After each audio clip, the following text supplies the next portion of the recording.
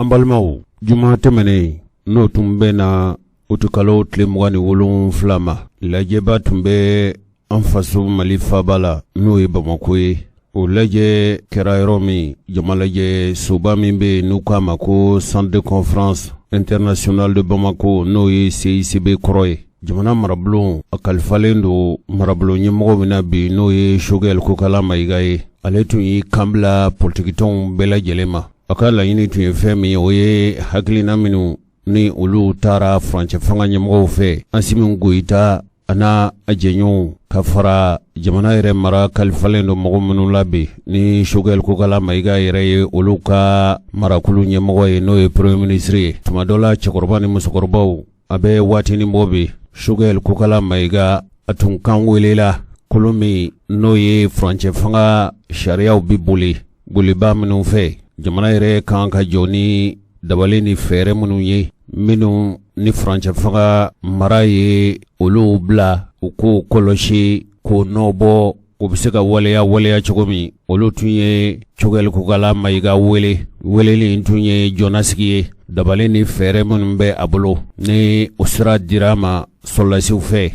no ye franche fanga solasi kuluye yala abina jamana bara chogo jume dabalini fere ani waleya siraw ani waleya ko akana idandige minumbe be ni franche fanga mara ulube député ya joyorola na be foma ko CNT Conseil national de transition nunu tomona sola choufe no Asimon Koita na afemouye ka wasade ya joro di modoma halinu masukandi jamana de umfe nga ulu de jamana sharia bela yelenta ni franche okulu indandigale kele shogel ko kala maiga fe anga donkibaru temene nunu na anya jirawla kafo ulukoni jena kasra dama hali ni mogobula no olimalialente kafo aidafa mugujalande la kwa nyiginji tina sorada sabu ale ko kwabi chaba munu abina baraba munu ke franche fanga watila hali nanga ni ajele ndonke yala anasika kewa ka sabu ke wati koyi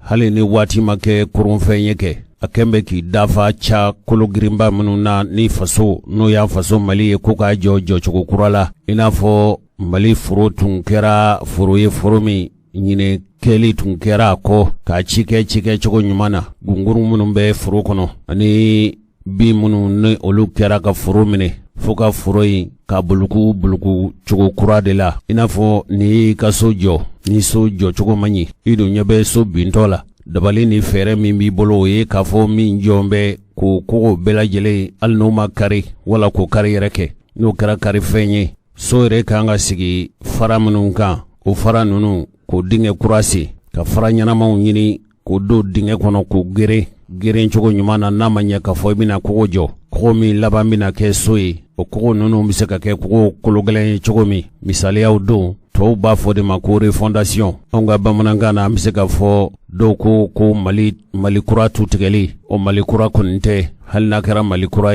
abe jujon femi na ode ka fo fasoyi atundlala kablito boraya Modibo Keita ulu ye doke barala sanshigin temene kofe General Musa Traore aleni asolasi bonyongo nana ulu ye samugani sabake jamana barala o solasi nunu jamana dendo de wulila bakilensani kime konontoni bi konontoni kele marsikalo tle mugani woro o kera General Musa Traore ka fanga bindoe politikima munu nolu ye o fanga ta kabli uwati foka se sisama jamana njora jo chogomi do yere koni fe ko akwo jo chogomanye ni malikera soye soni ko akwo jo chogomanye ko imperene no ko akwo yi kala je chogola chogomi so ko biseka kare ni so ko kera kare fenye ajombe ko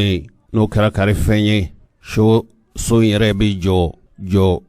romina na sro bo nuro wala dugulo ngamaga dugulo nde bi se fuka se farama na sigira fraka wati mi wala dinge ma se ka se hake dola gabakurun nde be sigi nyogon kan kana ukumbo kenema be fo ma ko fondation sojola o ko ka laye obseka ke mali ko la chogomi kamali sigi chogo ka laben chogo kurala o baramnu no jujo nendo franche fanga marabaw fe ni ulu mwo no isolation ye ulu de danaya takada chogel ko kala maiga aleni ayre bora kulumina na be fo kuluma ko M5 RF mo olu fana ka danamɔgɔ de Choguel Kokala Mayiga ye ale sugandira an ka dɔnkibaru tɛmɛnen ninnu na an tun ye ɲɛfɔlikaw ye k'a fɔ Asimi Goyita ninnu ye a fɔ ko u bɛna jamana mara a bolo ɲɛmɔgɔya kalifa M5RF mɔgɔw la o nanama kɛra maa min ye o Choguel Kokala Mayiga ye nin bɛɛ lajɛlen ye fɔkun ye fɛn min ye faamuya bɛ se ka sɔrɔ aw fɛ cogo min cɛkɔrɔba ni musokɔrɔbaw o Choguel Kokala Mayiga o de ni politikitɔnw ye ɲɔgɔn ye o ɲɔgɔn ye senfɛ hakilina minnu ani caba minnu ani jamana kan ka jɔ cogo min o dabali n'o fɛrɛ jamana maracogo ani jamana jɔcogo la n'a bɛ f'o ma ko plan d'action gouvernemental o kan ka kɛ cogo min furancɛ fanga ɲɛmɔgɔw ko o tɛ se ka ɲɛ fiyewu fo jamanadenw bɛɛ lajɛlen hali minnu bɛ yen n'olu da tɛ fanga na n'u ko sen t'a la ni waati f'u bɛɛ lajɛlen ka wele kɛnɛ kan u ka hakilinata an'u fɛla n'u ka kuntilenna bɛ se ka faamu cogo min o lajɛ in senfɛ min ye Choguel Kokala Mayiga ye a ko o wale minnu n'o ye jamana jɔli ani jamana baara o walew n'u kuntilenna n'u dabali n'u fɛɛrɛ minnu kan ka boloda k'o tɛ se ka kɛ fiyewu fo o ka sɔrɔ jamana yɛrɛ kan ka mara yɛlɛma minnu kan ka don jamana mara la i n'a fɔ politiki ko ka yɛlɛma don a la fanga yɛrɛ sigicogo ani fanga maracogo ka yɛlɛma don nin bɛɛ lajɛlen na o baara yɛrɛ tɛ se ka ɲɛ sɔrɔ fo o ka sɔrɔ kɛ ka fɔ jamanaden bɛɛ lajɛlen u ka hakilinata n'u fɛla u ka dɔn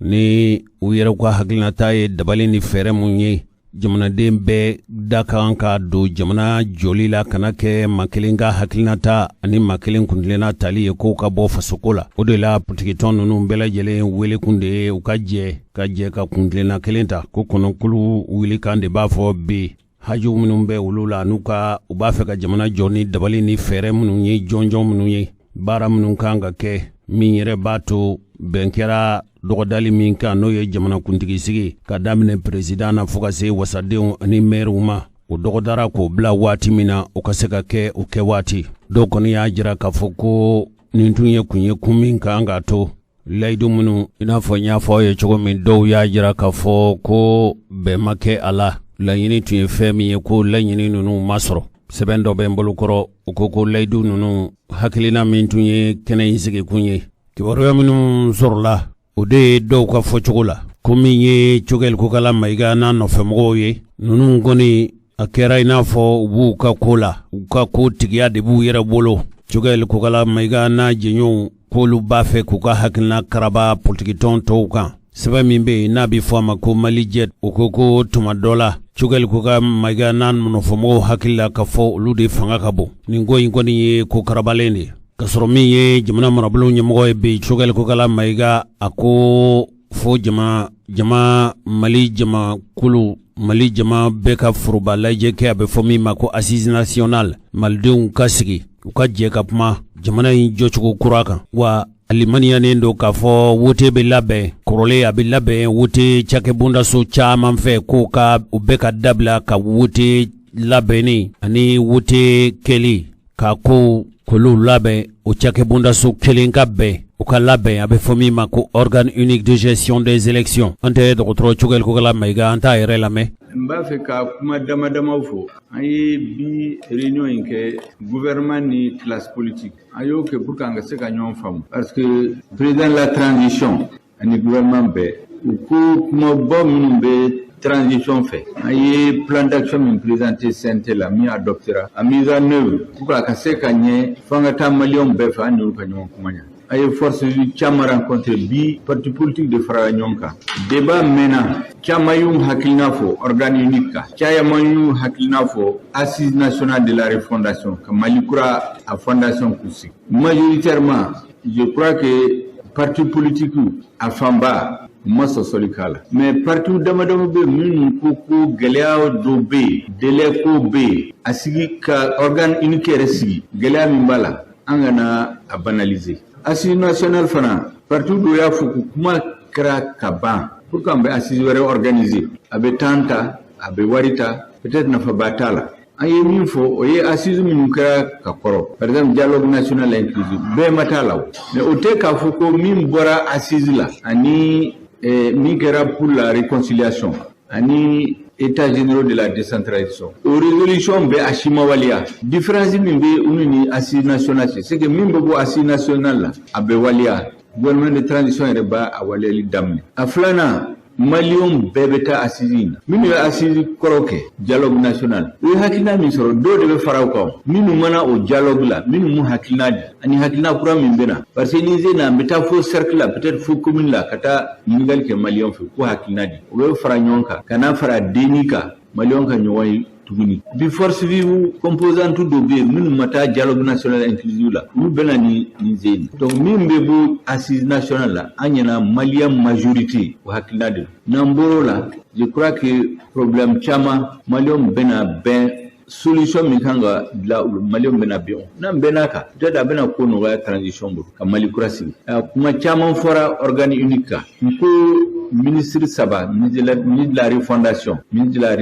de l'administration territoriale, ani ministre chargé des réformes politiques et institutionnelles. Nous partout bena réunion chama ke ka atelier ke ka réunion ke ka audience ke en groupe pour que ka se ka consensus soro. Ntaw ko bebe na be aka. Unanimité na soro. Parce que raison chama be se ka soro dobolo, ntena son fuima. Mais akana ke ka mu wele anyuluka. Hali minu mbafo kulu teson, transition bita chugo mina ku tesoma. Anga nuta koma njuwe Malien de peut-être maso ama, mais anga kuma ufe pour que Malien majorité ka ben kodola. Pour que transition ka ke Malien be ka transition. Kuma ba minu fora udeni, peut-être raison ka débat be se ka continue ani media ka. En tout cas mbafo ka walimando, ka militant befu. Amba fait parti politique. Ba minu be fo parti politique a dugu kono. Kulu de jamana kiye. Kulu mangu da do foila. Amba fait ninje na malikurain asigilin siraka hukumai akabo moda donc anga ben parce que akira chugo parti devena concours ka fanganta devena élection là donc mo se ka parti dabo kuma là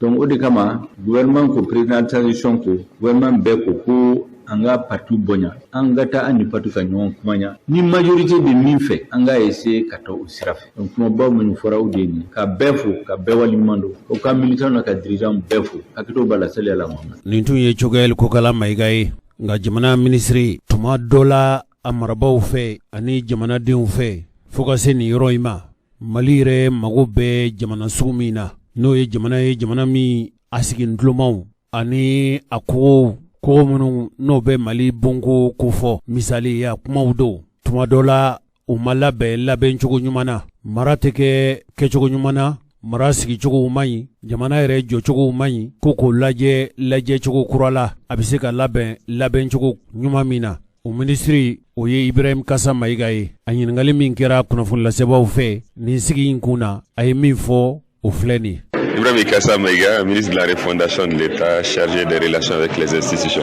Bi Ouladaina, premier ministre ni gouvernement Nyamai, ni am ministre Damadamado, an nana CICB la, ka anga politique tonyemo, ulukumbe, ka baro koufe. Kumala Souriana, premier ministre nana de pour que plan d'action, mi gouvernement ka bara kechogo, bara bolo munu dara, kana ou fese parti politique au Kaboya d'Aukoro parce que au Kelen Kera société civile ka kem mawroma anga dunso anga muso ani jeune ni mawere parce que aboya bida parti politique kanke konya munumba kono mununye yelemani kumae mali kura yelemani o de refondation o kunguna nyanya ka fuye mi gouvernement nganie mumba o kono ka foko sigi ka foba de binake pour que hakli jakabo fin kera mali kono munu maseka lawaleya donc ulu kasekata ku tugunyo koro ka fo malido ye aw nyinigara tuguni est-ce que nunu u kanyete ou bien u biseka ladlan ka nya chogomi pour que anga seka mali kura joni o hakilnaw ye mogo debina usigi nyokoro mali kono mali koka fo ka se bamako ya asoroka u be ke assise nationale de la refondation ula ni mogo benamika o bi wajibiya beka ambe alawaleya pour que mali kura nga seka soro donc o kuma fora ani fana anga kalata chogoya anko omanya kalata aye am malien segen kosobe parce que abada akechogo manye nganamu ni shueni ani moka hake dragili o chara la kosobe o malibi 2018 kololo sorola la 2020 o ta jugara na fo M5 kele bora ola asero Canada mais o pour que kana en sorotuguni il faut kanga kechogo yelema ka bara bolo yelema o de fora organique de gestion des élections Kunka pour que désormais an ka se ka kow kɛ cogo ɲɛ ka mɔgɔ sabatilenw k'a kɔnɔ minnu b'u ka hakɛ sɔrɔ ka ɲɛ u kana taa ɲini cogoya wɛrɛ la u ka se k'u ka baara kɛ a ɲɛ ma parce que démocratie sinsin bere o ye kalata ko kɛ ɲuman ye donc ni o ma sɔrɔ démocratie tɛ sigi république tɛ sigi an t'an ka jamana sɔrɔ donc ko bɛɛ bɛ se ka kɛ puisque an y'a ye ni san 10 min kɛra a ma ko caman ma ɲɛ a ma kɛ a kɛcogo la donc an ko kalata ɲuman an b'o de fɛ pour que ko tɔ bɛɛ ka se ka ɲɛ ani fana plan d'action kungun n'a ɲɛɲɛ fɔlɔ o ye lakana ko ye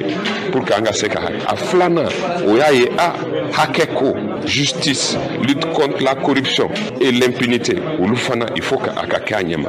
après bonne gouvernance ka se ka kɛ bonne gouvernance marako ɲuman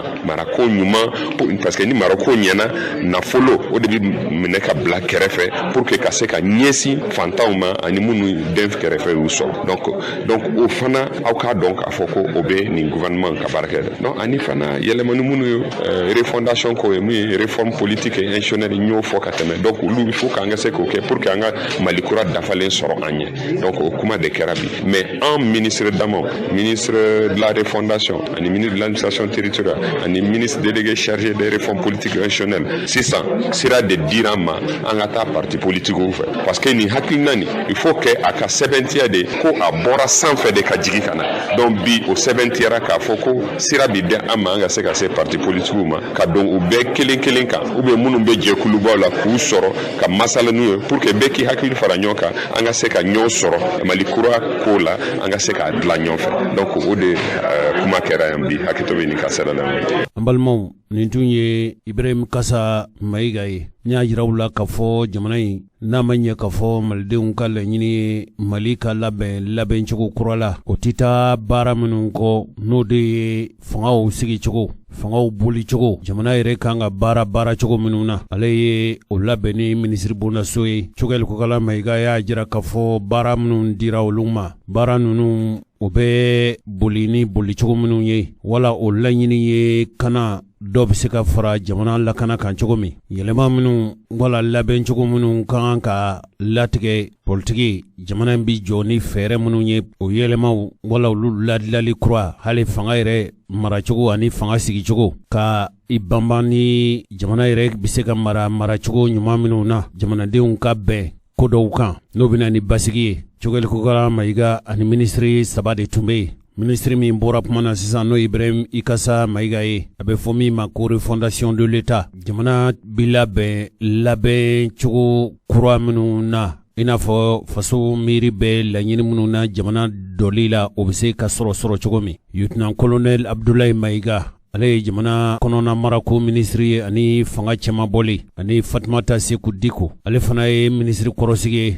fɛn o fɛn n'o kan ka labɛn cogo kura la politiki n'o ye jamana jɔ fɛɛrɛw ani fanga maracogow la ne hakilila k'a fɔ aw yɛrɛw ye Cogɛl Kokala Mayiga ka kumaw mɛn Cogɛl Kokala Mayiga ko malidenw mago bɛɛ yɛlɛma de ka don faso maracogo la hakɛw ka sabati minnu ye faso burujabaw ye ka tiɲɛni dɔ faso kunna fɛn tɛ bɔ a la u ka dabila yuruguyurugu ni foroba nafolo juguyali olu ka kɛlɛ a ko maa si tɛna minɛ juguya kisɛ bilen k'i ye gansan k'i kɛlɛ i ye cogo la ko maa si tɛna minɛ o la nka n'i ye fɛn o fɛn kɛ n'o ma ɲɛ ko i na minɛ nka i n'a fɔ politikitɔn minnu tun bɛ kɛnɛ kan an bɛ se ka fɔ minnu ni fanga tɛ kan fɔ bi olu mɔɔw ka fɔcogo la ko Cogɛl Kokala Mayiga bɛ ka taa sira min fɛ k'o tɛ taasira ye min b'a to jamanadenw u bɛ se ka kuntilenna kelen ta ninnu farala ɲɔgɔn kan ka politiki kulu dɔ dilan n'o k'a ma parti regroupement politique du cadre d'échange pour une transition réussie au Mali k'olu politikitɔnw ani politiki kulu farala ɲɔgɔn kan ka jɛ ka hakili jagabɔ kulu ani hakili falen kulu sigi sen kan furancɛ fanga in bɛ se ka kɛ wasa ye cogo min olu ko k'olu bɛ hakililajigin kɛ ka fɔ ka haminakow n'u ka laɲiniw kabili utukalo tile 24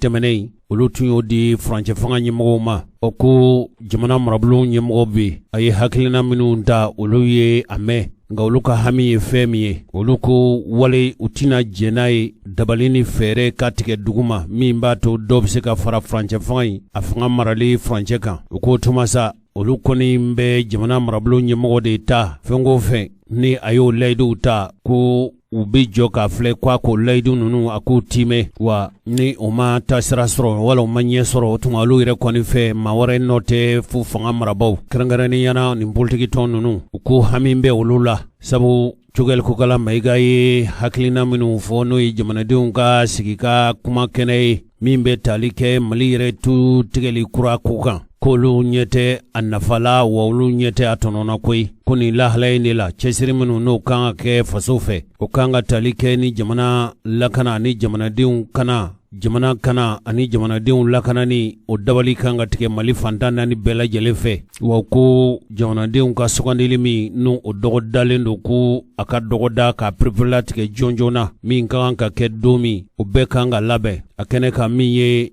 Amadu Koyida ye ale ye dantigɛli kɛ politikitɔn ninnu tɔgɔ la a ye kuma minnu fɔ tuma min na ɲininkala kunnafoni lasebaaw fɛ Amadu Koyita n'ale ye IBK ka minisiri kɔrɔ ye denmisɛn don ale ye min fɔ a kɛnɛ kan o filɛ nin ne tɔgɔ ye Amadou Koyita ne ye parti socialiste yɛlɛkura président ye regroupement EPM n b'o fana kɔnɔna na ani cadre min sigira kɔsɛ in na n'o ye cadre d'échange pour une transition réussie n'an ka laɲini ye k'a fɔ an ka engagement ye fɛn minnu ye n'o ye transition délai an ka se ka respecter n'an ye min fɔ dɔrɔn n ko a ye plan d'action min présenté axe naani nin kɔnɔna na a bɛɛ ye jamana ɲɛtaa hakililaw de mais waati min tora o waati de tɛna permettre an ka se k'a bɛɛ kɛ u se mana kɛ min ye la u k'o kɛ waati sera sa an ka bɔ kuma caman na an ka bɔ ɲɔgɔn la gosi la waati sera an ka bɔ tigɛrɛ ta fu la quoi waati min sera sa an ka sigi an ka kuma an ye engagement minnu ta an y'o de fɔ transition ye fanga min ye camancɛla fanga don i b'a dɔn fɛn min yɛrɛ ye camancɛ ye o kɔrɔ ne gɛlɛya nana ni transition sera a bɛ état ka continuité assurer gɛlɛya bɛ yɔrɔ minnu na ni sécurité n'o gɛlɛya ka bon insécurité gɛlɛya bɛ kosɛbɛ ni ko insécurité ko mɔgɔ lakanani mɔgɔw ka biɲɛ lakanani ani insécurité alimentaire aussi parce que nous avons dit les produits de première nécessité aujourd'hui coûtent excessivement cher ani fana ka kalata la organiser pour que an ka segin joona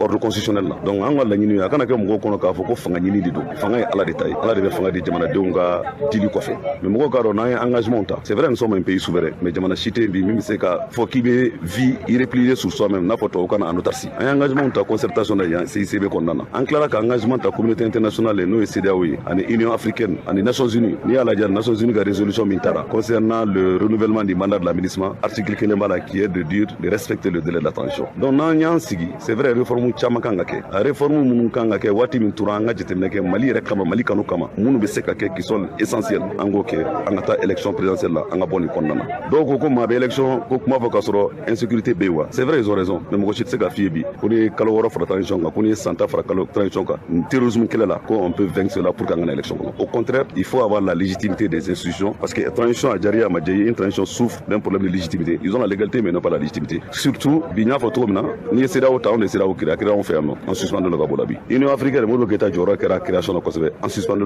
ka bɔ la n'i tɔgɔ bɛ fɔ yɔrɔ min na i yɛrɛ kɔ n'i b'i farati a bɛ se ka k'i contre la o de la an ka bɔ nin kɔnɔna na joona an ko mɔgɔw ma u ka bɔ populisme kɔnɔna na u ka bɔ instrumentalisation populisme kɔrɔ ye ka kuma pour que jama ka tigɛrɛ f'i ye k'a dɔn tiɲɛ yɛrɛ la ni min farati n'i ko k'i b'a ko kɛ a bɛ se ka gɛrɛ lase jamana ma an ka bɔ kɔnɔna na ni Mali ka fisa ni diɲɛ bɛɛ wɛrɛ ka d'an bɛɛ ye mais jamana nin y'an bɛɛ de ta ye voilà pourquoi nous avons demandé au premier ministre que an tɛ hakilina kelen o de fana ye démocratie ye anw tɛ M5 ye an ma don M5 na an tɛ M5 ka hakilina partager mais an bɛɛ ye maliyɛn de an bɛɛ bɛ ɲɔgɔn sɔrɔ Mali la a y'an wele ka na bi Mali ko de kama n'an nana Mali ko kuma min b'an kun n'an kan cɛ an b'o fɔ bonya kɔnɔna na mais a ka kan an k'an sigi parce que n'i ko inclusivité c'est bien an ka na nin cadre façon na mais comme a fɔra k'an ni ministre sectoriel na ɲɔgɔn sɔrɔ an bɛna kumaw kɛ assise nationale ko kuma fɔra olu ka hakilina ye ko ka taa assise nationale na joona ko k'a kɛ ko Mali kura bɛ na n'o de ye an hakili la k'a fɔ Mali problème tɛ texte ko ye bi Mali problème tɛ dialogue c'est vrai on doit dialoguer an ka kuma ɲɔgɔn fɛ mais k'a fɔ assise an ko fɔraw caman kɛra Mali la conférence d'entente nationale o kɛra DENI o kɛra coup d'état yɛrɛ kelen kɔ concertation nationale kɛra Mali fan bɛɛ Mali problème ye min ye an bɛ layidu minnu ta an bɛ texte minnu bila an t'u appliquer jamana caman bɛ na anw fɛ yan nɔ ka na an ka textew minɛ domaine caman na o b'a sɔrɔ anw de ye ateliers kɛ an ye fɔraw kɛ k'u dilan an t'u appliquer o jamanaw bɛ taa o appliquer f'an tila ka ɲɛ b'u fɛ an ko Mali problème ye min ye bi o y'an ka se ka dirigeant ɲuman sɔrɔ dirigeant min ye patriote ye dirigeant min dévoué don pour la patrie dirigeant min hami ye Mali ye dirigeant min miirina ye Mali ye dirigeant min hakilina k'a fɔ ko jamana nin n'an farala ɲɔgɔn kan an bɛ se ka bɔ ɲɔgɔn na an ko problème o de dɔw ko élection ko an ka taa an ka organisme qui créé pour que élection ka kɛ ka ɲɛ ko n'i ye Mali élection yɛrɛ jateminɛ Mali élection problème ta organisation ye Mali élection problème de ko caman de bɛ kɛ kɛrɛfɛla la mais ne kɛmɛ naani bɛ mɔgɔ permettre ka se ka voix caman sɔrɔ ka passer jamana min na o ko caman de bɛ yen nɔ donc an ka maliyɛnw de dilan an ka citoyen ɲuman sɔrɔ dɔw ko taux de participation mais Mali la le vote n'est pas obligatoire ce n'est pas obligatoire maintenant ka kalata wajibi tɛ mais et puis instruction est systématique maintenant ka kan parti politique fana an ka se ka baara kɛ pour que jamanadenw ka danaya dan kan parce que bi y a une rupture entre la classe politique et les populations danaya baliya bɛ yen o de b'a to mɔgɔ caman bɛ yen nɔ jamana caman bɛ yen u tɛ sɔn ka taa voter parce que fo k'a dɔn k'a fɔ vote la souveraineté n'appartient qu'au peuple an ka constitution a fɔ cogo min na qu'il l'exerce à travers ses représentants ou par voie référendaire et aucune fraction du peuple aucun individu ne peut s'en attribuer l'exercice an k'o fana faamuya donc n'an y'o faamuya an ka bɔ fɛn kɔnɔ ko force du changement force progressiste autant olu b'a fɔ que les forces du changement autant nous estimons que c'est les forces putschistes il faut éviter les qualificatifs nous sommes tous des Maliens nous n'avons jamais souhaité qu'il y ait un coup d'état et nous sommes de ceux qui estiment que coup d'état tɛ jamana si la bɔ nɔgɔ la dɔw ko ko ni élection kolon kɛra ko coup d'état tɛ ban jamana na n ko Maliens ma coup d'état duuru de kɛra jamana Mali kɔnɔ kelen dɔrɔn de bɛ min kɛra élection ye o ye 2020 ta ye législative coup d'état min kɛra Modibo Keyita la élection ko kun don coup d'état min kɛra Musa Traoré élection ko kun don coup d'état min kɛra Amadou Toumani Touré la au contraire an kun bɛ kɛlɛ la rébellion na ni coup d'état min kɛra la Bandao la élection ko kun tɛ c'est vrai min kɛra législative kɔnɔna na circonscription dɔw kun bɛ gɛlɛya donna la o fana organisation yɔrɔ la gɛlɛya ma don a la résultat kun fɛn na bɛɛ kun jɛra n'a ye cour constitutionnelle ka intervention de o de nana ni gɛlɛya ye dɔɔni donc processus de fana don san 30 ka ca bunadamaden si la mais san 30 tɛ foyi jamana si la an y'o de fɔ premier ministre ye minnu bɛna ka kulokɔrɔ duman kuma fɔ o de fɔra ATT yan nɔ a ma kelenw fɛ o de fɔra IBK yan nɔ a ma kelenw fɛ o de fɔra Boubou Cissé yan nɔ an bɛ accord a tɔgɔ di yɛrɛ de dialogue national préparé kuma min na o mɔgɔ kelen bɛ ka kuma duman fana fɔ sogɛli bi n'a dɛrɛntɛrɛ su ye bilen an kɔni min b'an kun na an kan cɛ an b'o fɔ an b'a fɔ an bɛ ka min fɔ an ta ye tiɲɛ ye mais an hakilina y'o de anw fɛ n'an bɛɛ farala ɲɔgɔn kan n'an taar'o la ni Ala y'an dɛmɛ parce que an kelen tɛ se an bɛ min na bi bɛɛ b'an fɛ yan bi gɛlɛya b'an kan bɛɛ b'a fɛ bi dun ni min ma bɔ institut la o bɛ fara o kan n'an y'a to diɲɛ bɛ i kɔ dan na fana o ma ɲi dɛ o ma ɲi.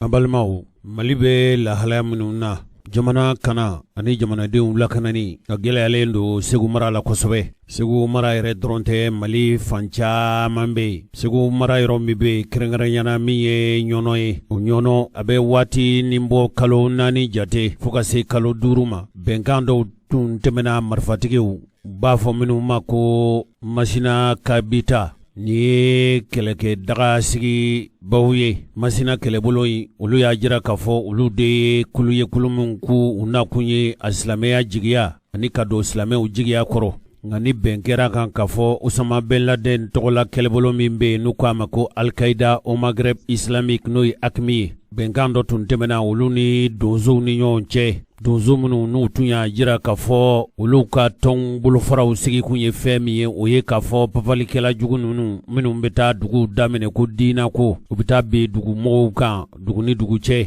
hali sɛnɛ ni cikɛ ko o tun bɔ jɔra o tun ye bɛnkan minnu ni ɲɔgɔn cɛ o tun kɛra sabu ye bɛɛ tun jɛna ko dɔ fɛ o muguci tun jɔra o kɛlɛ tun donsow ni yen sigibaw ni ɲɔgɔn cɛ a muguci ani mɔgɔ faga tun jɔra dugu minnu bɛ yen i n'a fɔ Farabugu aw bɛɛ ye kibaruya ninnu mɛn anw yɛrɛ wulila ka se fo dɔgɔfeere nka kɔsa in na a kɛlɛw tun taara tacogo kura la tuguni a tun kɛra sabu ye mɔgɔ caman bolila k'i sigiyɔrɔ bila kɛrɛnkɛrɛnniyana min ye jamanaden gansanw ye kibaruyaw bɛɛ senna ka fɔ Segu yɛrɛ ni i ɲɛsin kɔrɔ ma ba numanfɛnya bolo mɔgɔw ko gɛlɛyaba de b'u da la nka min tun ye ɲɔnɔnkaw ye aw hakili b'a la k'a fɔ a tun fɔra k'a fɔ min ye Haut Conseil Islamique du Mali ye k'ale tun sera ka mugu cili jɔ marsikalo tɛmɛnen yala o bɛnkan tun bɛ min tun bɛ Masina yala o tun bɛ Segu yɛrɛ numanfɛnya bolo fɛ wa nka kɔsa in na an y'a mɛn nin tile damadama in na an y'a mɛn k'a fɔ dugu bɛ dugu la n'i sera Segu i kundalen kɔrɔn kan i bɛ ba to i numan fɛ o ba in b'i numan fɛ ba in kɔfɛ seleke dugu dɔw bɛ yen olu yɛrɛw daminɛlen don bi u bɛ ɲini ka kalo 2 bɔ Dramane Danbele an t'a lajɛ n'an sera ka o mɔgɔw sɔrɔ yen u ka ɲɛfɔli k'an ye bisimila karamɔgɔkɛ i ni ce nba ni ce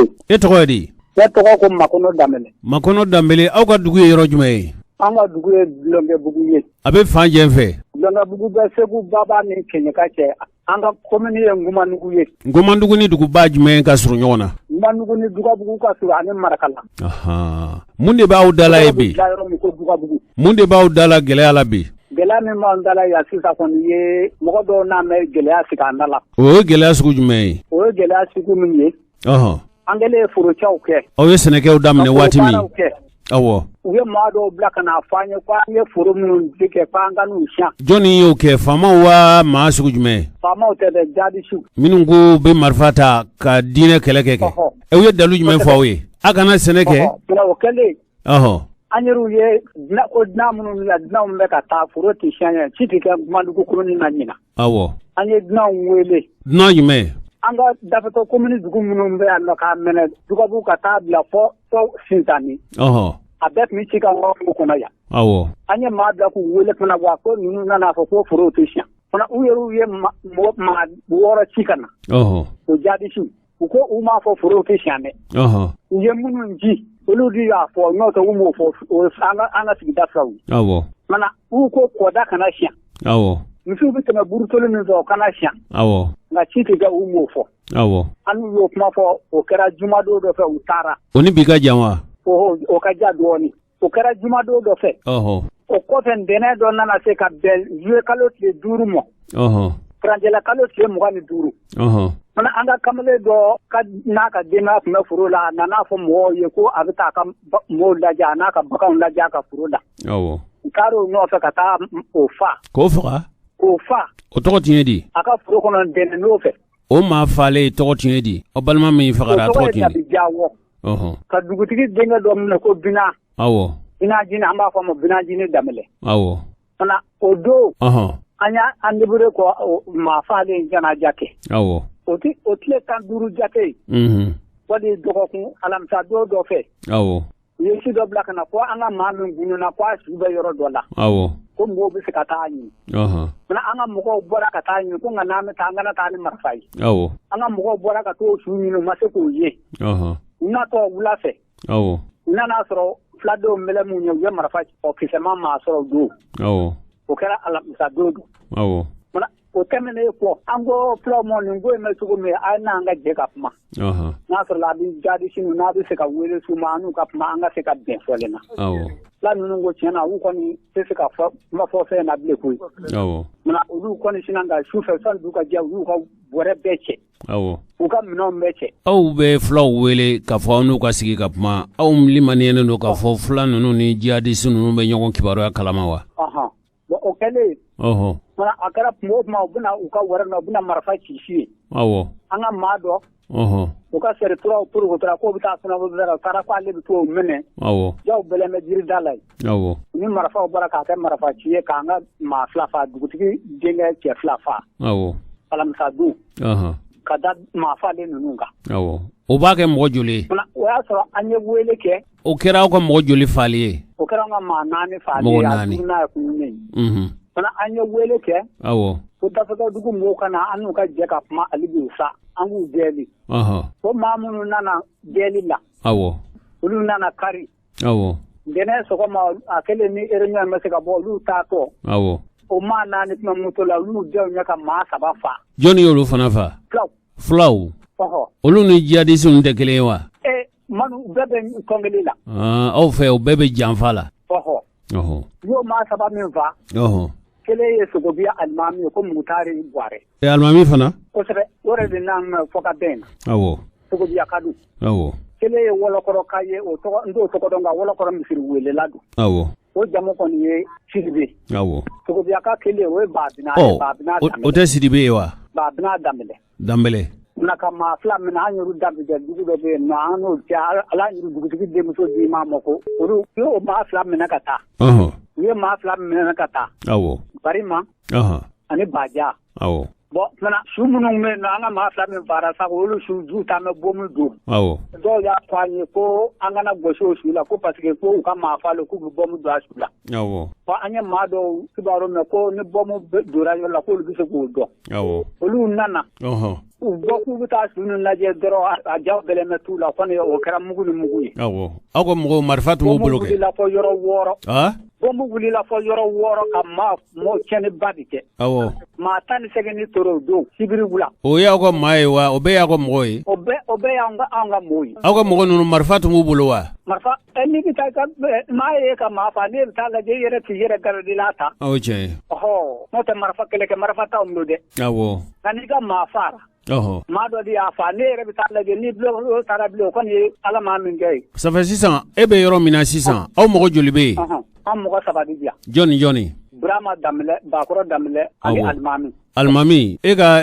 kuma di Almami matan. Be Almami di blon ka di Brahma mo atri ma wara. Aide Almami. Ne di Almami. Ede oga dugu Almami. Owo. Aha. Oh, teme ga kuma fe. Oho. O bena sibiri do bula mo le 31 juillet. Sibiri du ka be sibiri do mo ma tan segene faro du. Aha. O kalokule ni wati. Oho. Awo. Ali bo su be no amase ka gosu la parce que ni we minga tro bomu du la amase ka gosu. Foka se sisama. Foka se sisama. Amase ka ta shu to mo ku jana jake. Ay amase. Mana juma temene. Awo. O dara juma minga. Awo. Na fen boy cha te cha sogoro tia ko cha. Awo. Anya moto tadi gis la labe. Kubuta na son za duka bugu. Aha. Ula ka lu na to. Awo. Dugu era ni dugu matuna kilometri saba uye mugu ko lula. Awo. Kama saba fa. Awo. Uru sube. Awo. Mama se ka goso bomu do mula. Awo. Ka o moto tadi gis la na kona mno ani uni moto tri mno moto duru ko takata. O ye moto nunu takata nui. Ye moto ni moto tadi sinu me takata. Awo. Wa amme yoro mina konya o amu dadi la sisa. Aha. Yala ni mbekale. An ve bi foi te an yoro kono bi danyini ka ani ma bi soro mimi se ka na fe sa mo parce que ma shite se ka mo shite se ka boko dugu kono. Yala aw maseka aw ni segu ka jawa. Aw ni segu cha kilometre bi duru ye. Fanga ka chesigi ina fo commandant ina fo maire ote aw ka fan chife. Anya fo commandant anya fo maire nere dani maire da ka wele ka fa telephone na commandant ere dani maire joni ka fa telephone na. Maire to koydi. Maire to koy koni jara. Koni jara. Abe yoro jume. Abe dugu jume kono. Abe segu sisa. Abe segu. Oho. Commandant no. Telephone numéro mi se ka di mo re. Ibe tla ka duma mba wele. Aya. Commandant no. Commandant o be segu. Aw mo fana sorwa. Anya soro nere asoro ka fa ale re ci la se gouverneur mo. Da nere da fa ale re kono ci se gouverneur mo. Nga ma ci ka ta segu fanga ka chesigi gouverneur fere. Aw tse ka bo. Anyo fo fa be se ande se ka bo su. Aw tse ka bo tukuni. Anyo fo. Sisan aw ka laɲini jume. An ka laɲini kɔni an bɛ se ka bɔ cogo min an bɛ se ka balo sɔrɔ cogo min. Ni Ala sɔnna ma famaw bɛna bɔ a kalama. Ni Ala sɔnna ma. Bɛɛ kelen ma siya ɲa. Tin dugu kelen ma siya bɛɛ y'a ɲina. Aw ma sɛnɛ kɛ. Bɛɛ kelen ma siya bɛɛ sɛnɛ na y'a ɲina. Sɛnɛfɛn ye siya si. Ni Ala sɔnna ma famaw bɛna bɔ a kalama. An ka dugu maa bɛ taa maa 2,700 na. Mɔgɔ tɛ don mɔgɔ tɛ bɔ. Mɔgɔ tɛ don mɔgɔ tɛ bɔ. O bɛ waati joli bɔ bi. O bɛ a kalo 2 bɛna dafa. A kalo 2. A kalo 2 bɛna dafa. Ɔ Amina i bɛ maire ka téléphone numéro ci ma. Commandant no. Kuma t'a ka numéro. Awɔ anw bɛ n'u wele nka an bɛ an ka jamana fanga ɲɛmɔgɔw bɔ a kalama an bɛ mɔgɔ min lasɔrɔ an bɛ n'u wele k'a fɔ o ye aw ka lahalaya bɛ cogo min hali aw ka kumakan bɛ se ka d'u ma. Kumakan bɛ se ka d'u ma. Kumakan bɛ se ka d'u ma. K'a fɔ ko nin bɛ kalo 2 bɔ bi aw bɛ nin lahalaya la jamana fanga ɲɛmaa si ma taa aw ma gɛn. U nana ma gɛn waati dɔ la. Ɔhɔ jɔnni. Parce que a kɔnɔna na. Sɔrɔlasi wa. Maire ye balo dɔ ko dɔ ɲɛɲini. Awɔ. U ye sarawusiw da u ka mobili ba 4. Awɔ. Ani sarawusiw min na ka na balo jiri an fɛ yan nɔ a taara jigin lakɔliso la. Awɔ. Toni 16. Ɔhɔ. O toni 16 tilala dugu gɔ ni ɲɔgɔn cɛ gɔ kilo 200 ani kilo 30 ni kilo 5. Awɔ. O kɔni kɛra. An ka sɔrɔlasiw dun sɔrɔlasiw ma taa anw ma gɛn. Sarawusiw nana olu nana balo jigin olu ma si. N kan bɛ sɔrɔlasiw de ma. O kɔfɛ an ye wele kɛ sarawusi dɔw nana ka na tile ka kɛ ka taa. Awɔ. Sisan mɔgɔ wɛrɛ b'i kɛrɛfɛ min b'a fɛ ka dɔ fɔ wa nin bɛ wasa kɛ.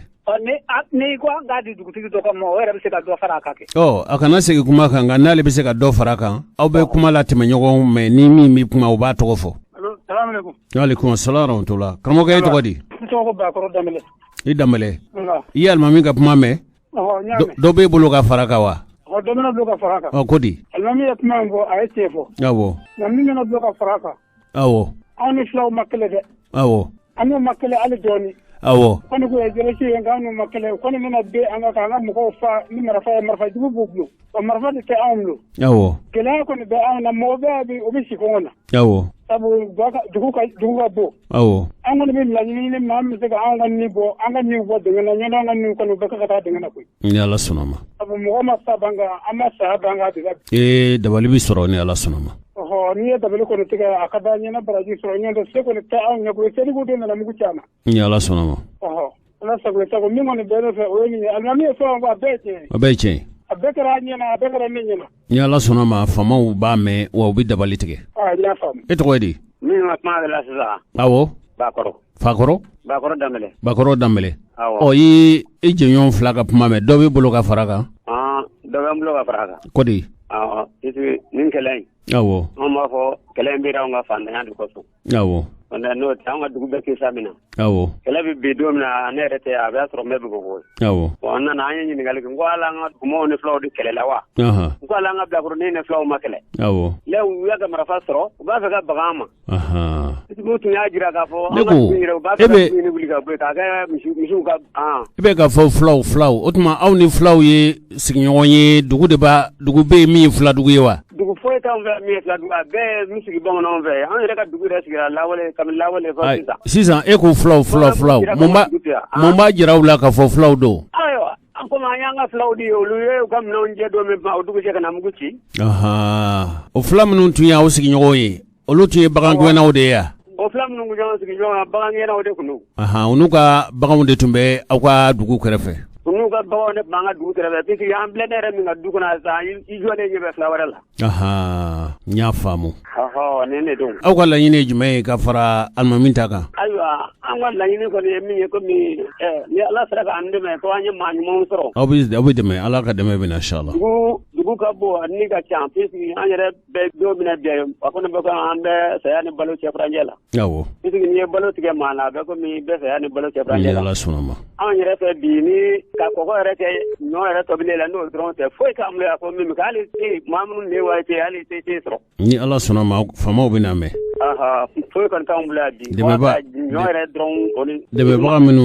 ba minnu kan ka de me bina kibaro me anga dugura lamni atite ma kilo hage reka kene reka ni bora yo dron bumu gutila ha aha ini che awa almami assalamu alaikum wa alaikum assalam rahmatullah korofakoni kafo ni ngu inkera fuka se bima minnu ngu uye dine kelechew ye almami ye aw yere almami ndamaw o ma se ka fo ka ben fo fali ka bo ala ka udamene aw te do awtibo otuma yala kele dun ku ye jume anta kele kundo kuyi ta kundo anda kundo parce que am kele ne era mi vleni aha o munu gene ku kam na cha wallahi ni ala di ba mbonyore na nuka ma fatura ne era di bo ku kono kata jina jake wawo ka ku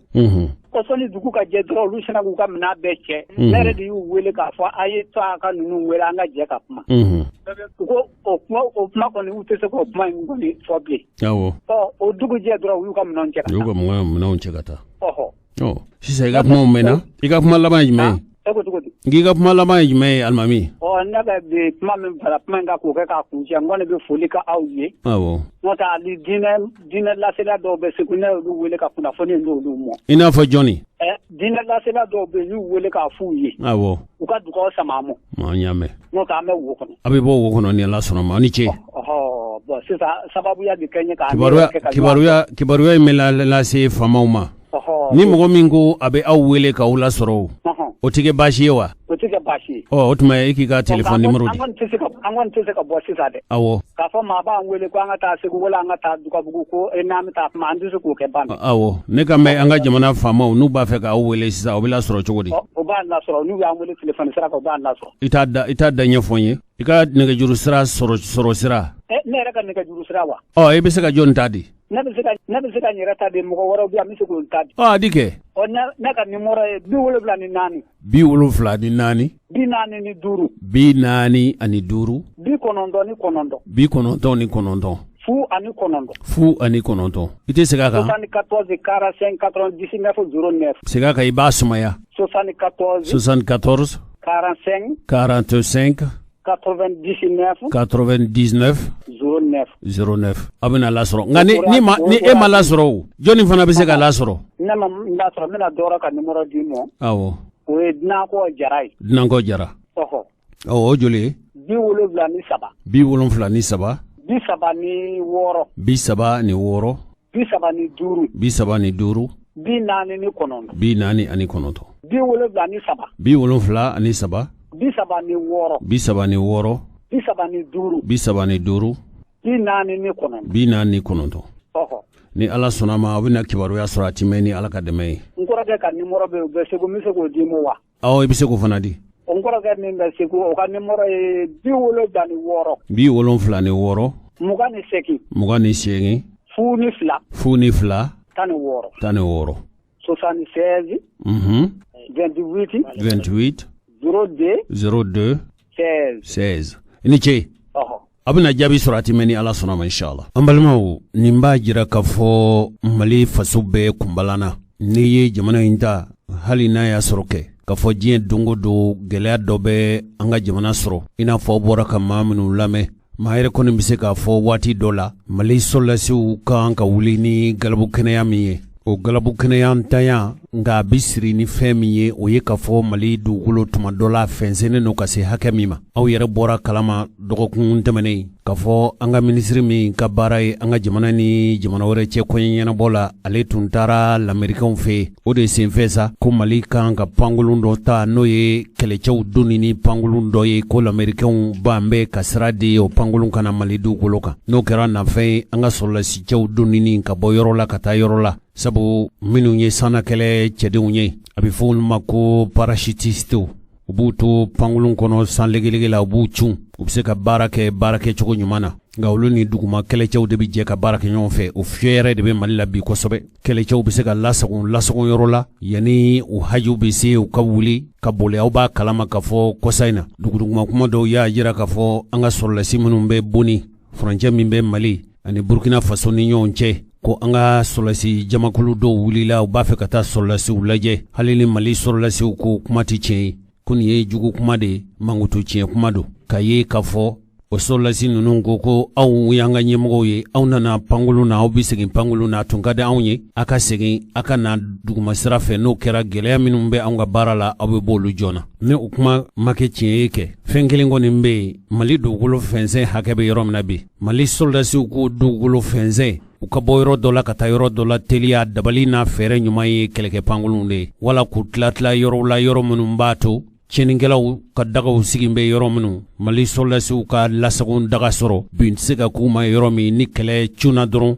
u bɛ boli ka se kɛlɛda la Mali marabaw an'an ka jamanakuntigiw u ye jɛ ka baara dɔ kɛ ka kɛlɛdaga dɔ labɛn kɛlɛdaga min n'o bɛ Tomiɲa mara la san sifɔwari miliyari 3 ɲɔgɔn bɔɲɔngo o de donna nafolo la jalatigiba n'o ye minisiri min sigilen don jamana kana ni jamanadenw lakana minisiri n'o ye Dawudu Ali Mohamedin n'a fɔcogo ma ɲɛ ko minisiri ka hakɛ to baara in Mali sɔrɔlasiw ka labɛn daga min ni o ye yɔrɔ lasagona ye yɔrɔ lakananen don a selen waati min a ɲiningara an ka jamana ka foroba laseli bon u ka ɲiningalikɛlaw fɛ n'o ye ORTM ye daga min sigilen don ni Mali sɔrɔlasiw bɛ taa u yɛrɛ matarafa yɔrɔ la n'a kɛra k'a fɔ kɛlɛ tigɛra wala kɛlɛ binna ka se ka lasagon ka bɔ teliya la ka taa kɛlɛ daga wuli a selen waati min a yɛrɛ ye ɲɛfɔli kɛ nin yɔrɔ in ɲɛci min b'a la nafa min b'a la jamana ka foroba laseli bon ORTM olu ka kunnafoni laselaw y'a ɲininka Dramane Danbele a lajɛ ORTM mɔgɔw kunnafoni laselaw ye a ɲininkali min kɛ a jaabi min sɔrɔ ka f'u ye kɛnɛ in kan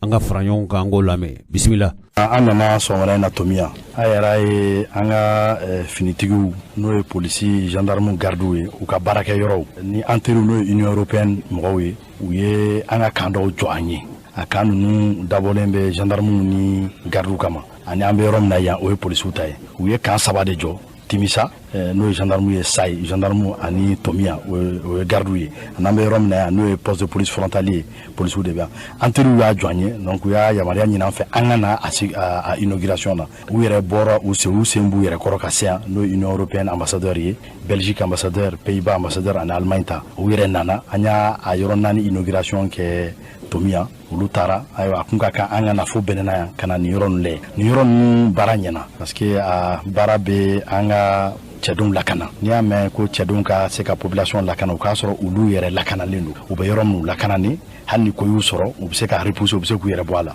donc an ye min ye bi Tomiya yɔrɔ ɲuman de don an b'a ɲini an ka mɔgɔw fɛ u k'u bolo don a kɔrɔ ka entretien na fɛnw bɛɛ kɛ an bɛ yɔrɔ min na yan fana n'o ye poste de police frontalier ye Bɛnɛna yan a yɔrɔ fana jɔlen ni o hakili kelen ye a b'a to mɔgɔw bɛ se k'u ka baara kɛ hakili sigi la parce que fɛn o fɛn ye sécurité yɔrɔ ye o bɛɛ talen bɛ nin yɔrɔ in na donc a yɔrɔ min kɔni don a bɛ an ka mɔgɔw lakana a bɛ se ka to b'u ka baara kɛ fɛɛrɛ la k'u ka baara k'u hakili sigi.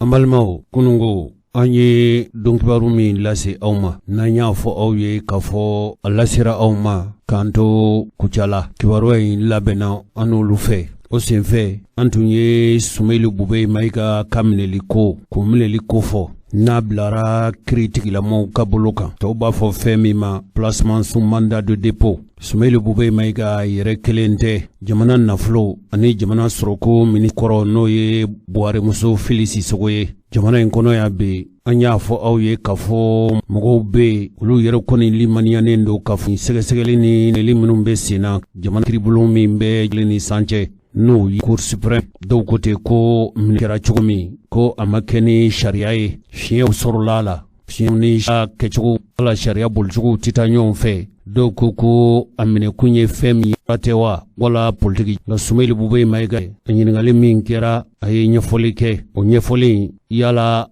ale minɛkun dun ye jumɛn ye a ko nin ye politiki janfa de ye kunungo dɔnkibaru kɛnɛ kan a ye nin fɔ nanzarakan na anw ye a ba yɛlɛma bamanankan na. Soumaïla Boubèye Maïga ye min fɔ kuma lasurunyana o filɛ. Pendant tout ce que j'ai appelé le parcours judiciaire, c'est que n bɛ fɛn min fɔ nin nɔmileli nin kiriko la nin ko in yɛrɛ kun kan n'o ye sɔrɔlasiw ka fini sanko n'u ka kɛlɛminɛ sanko ani jamanakuntigi ka pankolon sanko la. Premièrement, il y a eu une sorte d'acharnement de milieu dont l'identité ne nous est pas inconnue, quoi. A fɔlɔfɔlɔ ye min ye nin ye ka i firi maa kan kɛlɛ k'a nɔ minɛ kɛlɛ ka ɲini cogo bɛɛ lajɛlen na fɛn bɛ se ka bɔ a la cogo min.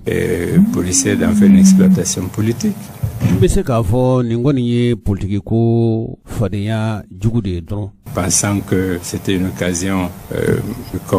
c'était une arme politique. Nin kɔni ye politiki kɛlɛminan de ye dɔrɔn ka kungo lase ne ma. Dirigé contre telle ou telle personne, moi-même. K'a ye k'a fɔ politiki kɛlɛ ka ɲɛsin mun ma ne yɛrɛ bakun. Particulier à tel point que il n'y a pas un seul membre majeur de mon entourage familial. Ne yɛrɛ ka so masurunyamɔgɔ si tɛ min ma dɔ sɔrɔ. Qui n'a pas été à cette occasion vilipendé. Min ni a mankutu ma tiɲɛ n'a tɔgɔ ma tiɲɛ ni dabalima ɲini k'a tigi mangoya. Ainsi de suite et tout. La deuxième chose que je dois dire, a filanan min ni mina n da se o ma k'o fɔ aw ye, c'est que, o de ye, et c'est une tautologie peut-être, mais c'est de rappeler que la justice est rendue sur la base du droit. Ne hakilila k'a fɔ nin ko in kɔni a dira kiiri tigilamɔgɔw ma olu ye kɛ sariya de la boli sariya boli sira ɲuman fɛ. Et que donc sur la base du droit, sariya sira il n'y a eu aucune possibilité de faire une manipulation politicienne. K'a fɔ u b'a fɛ ka politiki janfa ani faden juguya ko kolokolo ko kɛ ka ne nɔminɛ o ɲɛma se ka ɲɛ sɔrɔ sabu sariyatigiw ye sariya de laboli. Si, et que les magistrats, les différents magistrats qui ont eu nin ko yɛrɛ taara ka di sariyatigi minnu ma kiri nɔbɔba ni nɔmilelikɛla ni sariya kiri tigɛbaw minnu n'a ko tun bɛ olu bolo. Cherche ce dossier, on fait preuve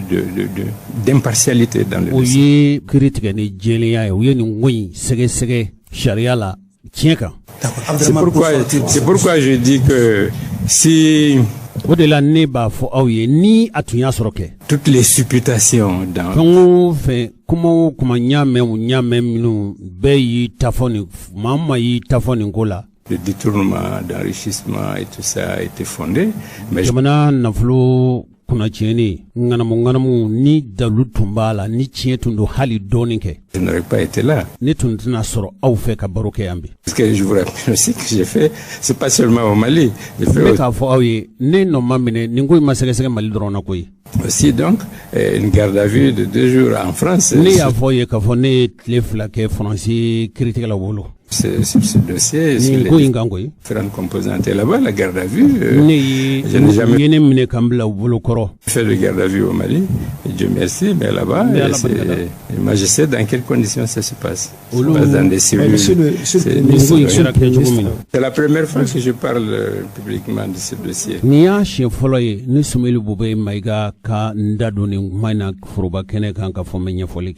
Je ne m'en suis jamais ni préoccupé ni inquiété. Ni mane hami, ni mane bon tabolo kan bada kabili ngo indamina na fobi. Ni préoccupé ni inquiété. Et je dis s'il y avait une once de vérité dans tout ce qui est colporté. Maintenant, vous savez, nous sommes dans un pays qui est séculé, les gens. Ils aiment la justice à condition que ça aille dans le sens qu'ils souhaitent. Malheureusement, la justice est rendue sur la base du droit.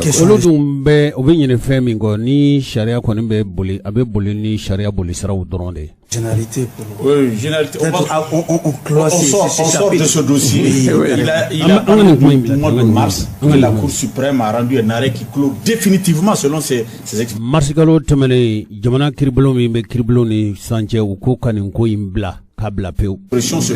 Cela veut dire que c'est terminé. Moi, j'ai toujours fait confiance à la justice. Il y a des personnes qui, eux aussi,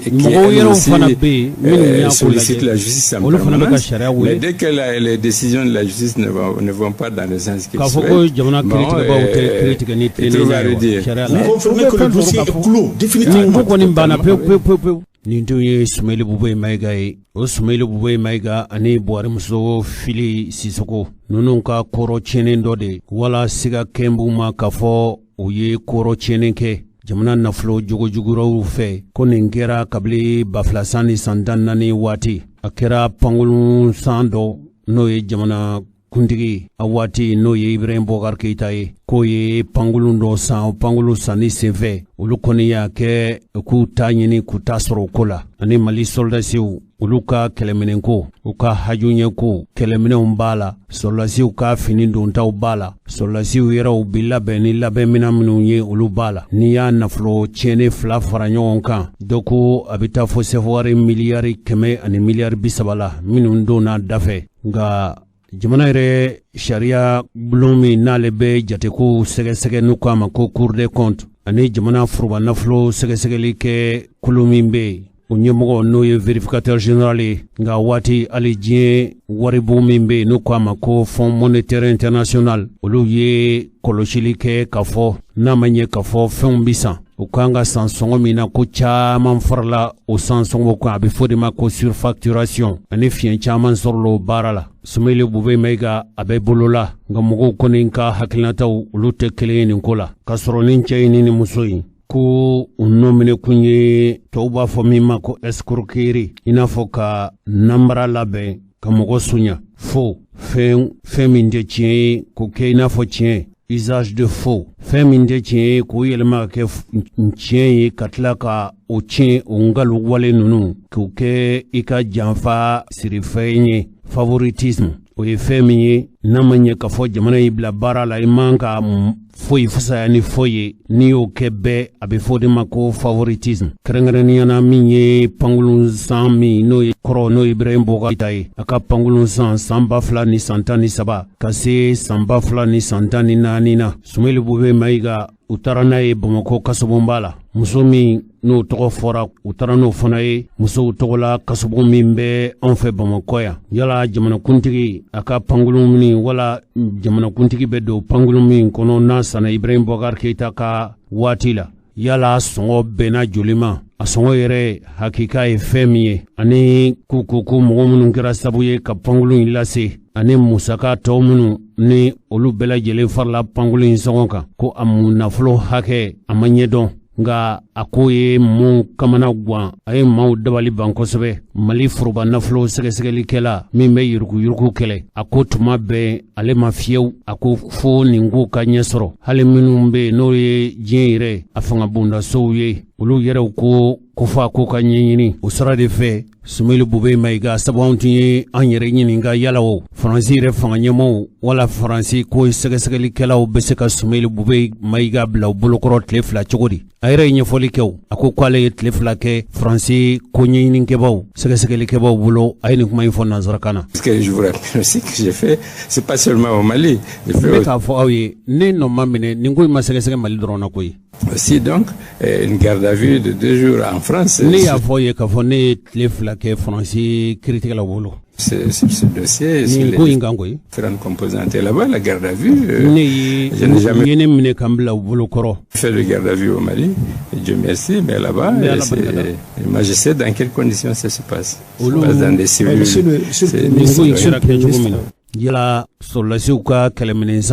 Minnu da donna la n'u bɛɛ y'u bonzi ɲini ka sɔngɔ min n'o ye nin musaka ninnu ye caman ye dɔ fara sɔngɔw kan u yɛrɛw bɛ se k'u ta sɔrɔ cogo min hali a sanni soldasiw hajunye fon fara jamana kuntigiw be do pangolo min ngono musakai a cara kojugu jamana yɛrɛ ka sɔrɔma u laban ku yode o sɛgɛsɛgɛli gwana ka gwan laban ku nana bila sanba 2018 ko ne nin ko in bane fanga kura minnu sigira olu de ko k'a ko tɛ se ka bila ten koyi sabu nin ye mali bɛɛ jigilatigɛ a kuma tun cayara kosɛbɛ nka masi tun ma minɛ ko kiri jango ko sɛgɛsɛgɛ ko jɔnnasigi a ko kɛra kɛcogo min nga min be n'ale jamana sariya matarafaba ye jamana sariya kɔlɔsilikɛla kiribulon n'o ye mali yɛrɛ kiribulon bɛɛ lajɛlen ni sancɛ n'o ye procureur général ye Mahamadu Timbo n'a tun fɔra k'a fɔ ko ale ko k'a taara tacogo kura la jamana yɛrɛ ka furuba laselibon ORTM o y'a ɲiningali min kɛ a ye min fɔ o filɛ nin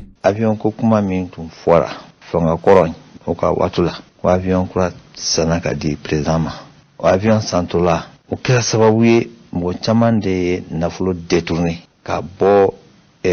jamana ka taya la ka kɛnɛw ta ye ka taa mara u ka dogoyɔrɔ la donc a kuma bɔra tuma min na enquête dɛlɛ la enquête kunfɔlɔ o ye procès verbal dɔ binna 2016 alors n'a fɔra ko fanga yɛrɛ ka ministre olu nɔ ka minɛ a ko ma nɔgɔ bon donc u ye cogoya kɛ ka a datugu en 2016 k'a fɔ ko a ko ka dabila parce que nin façon n'a a kuma dɛlɛ la ni juge y'a baara daminɛ mɔgɔ caman de bɛ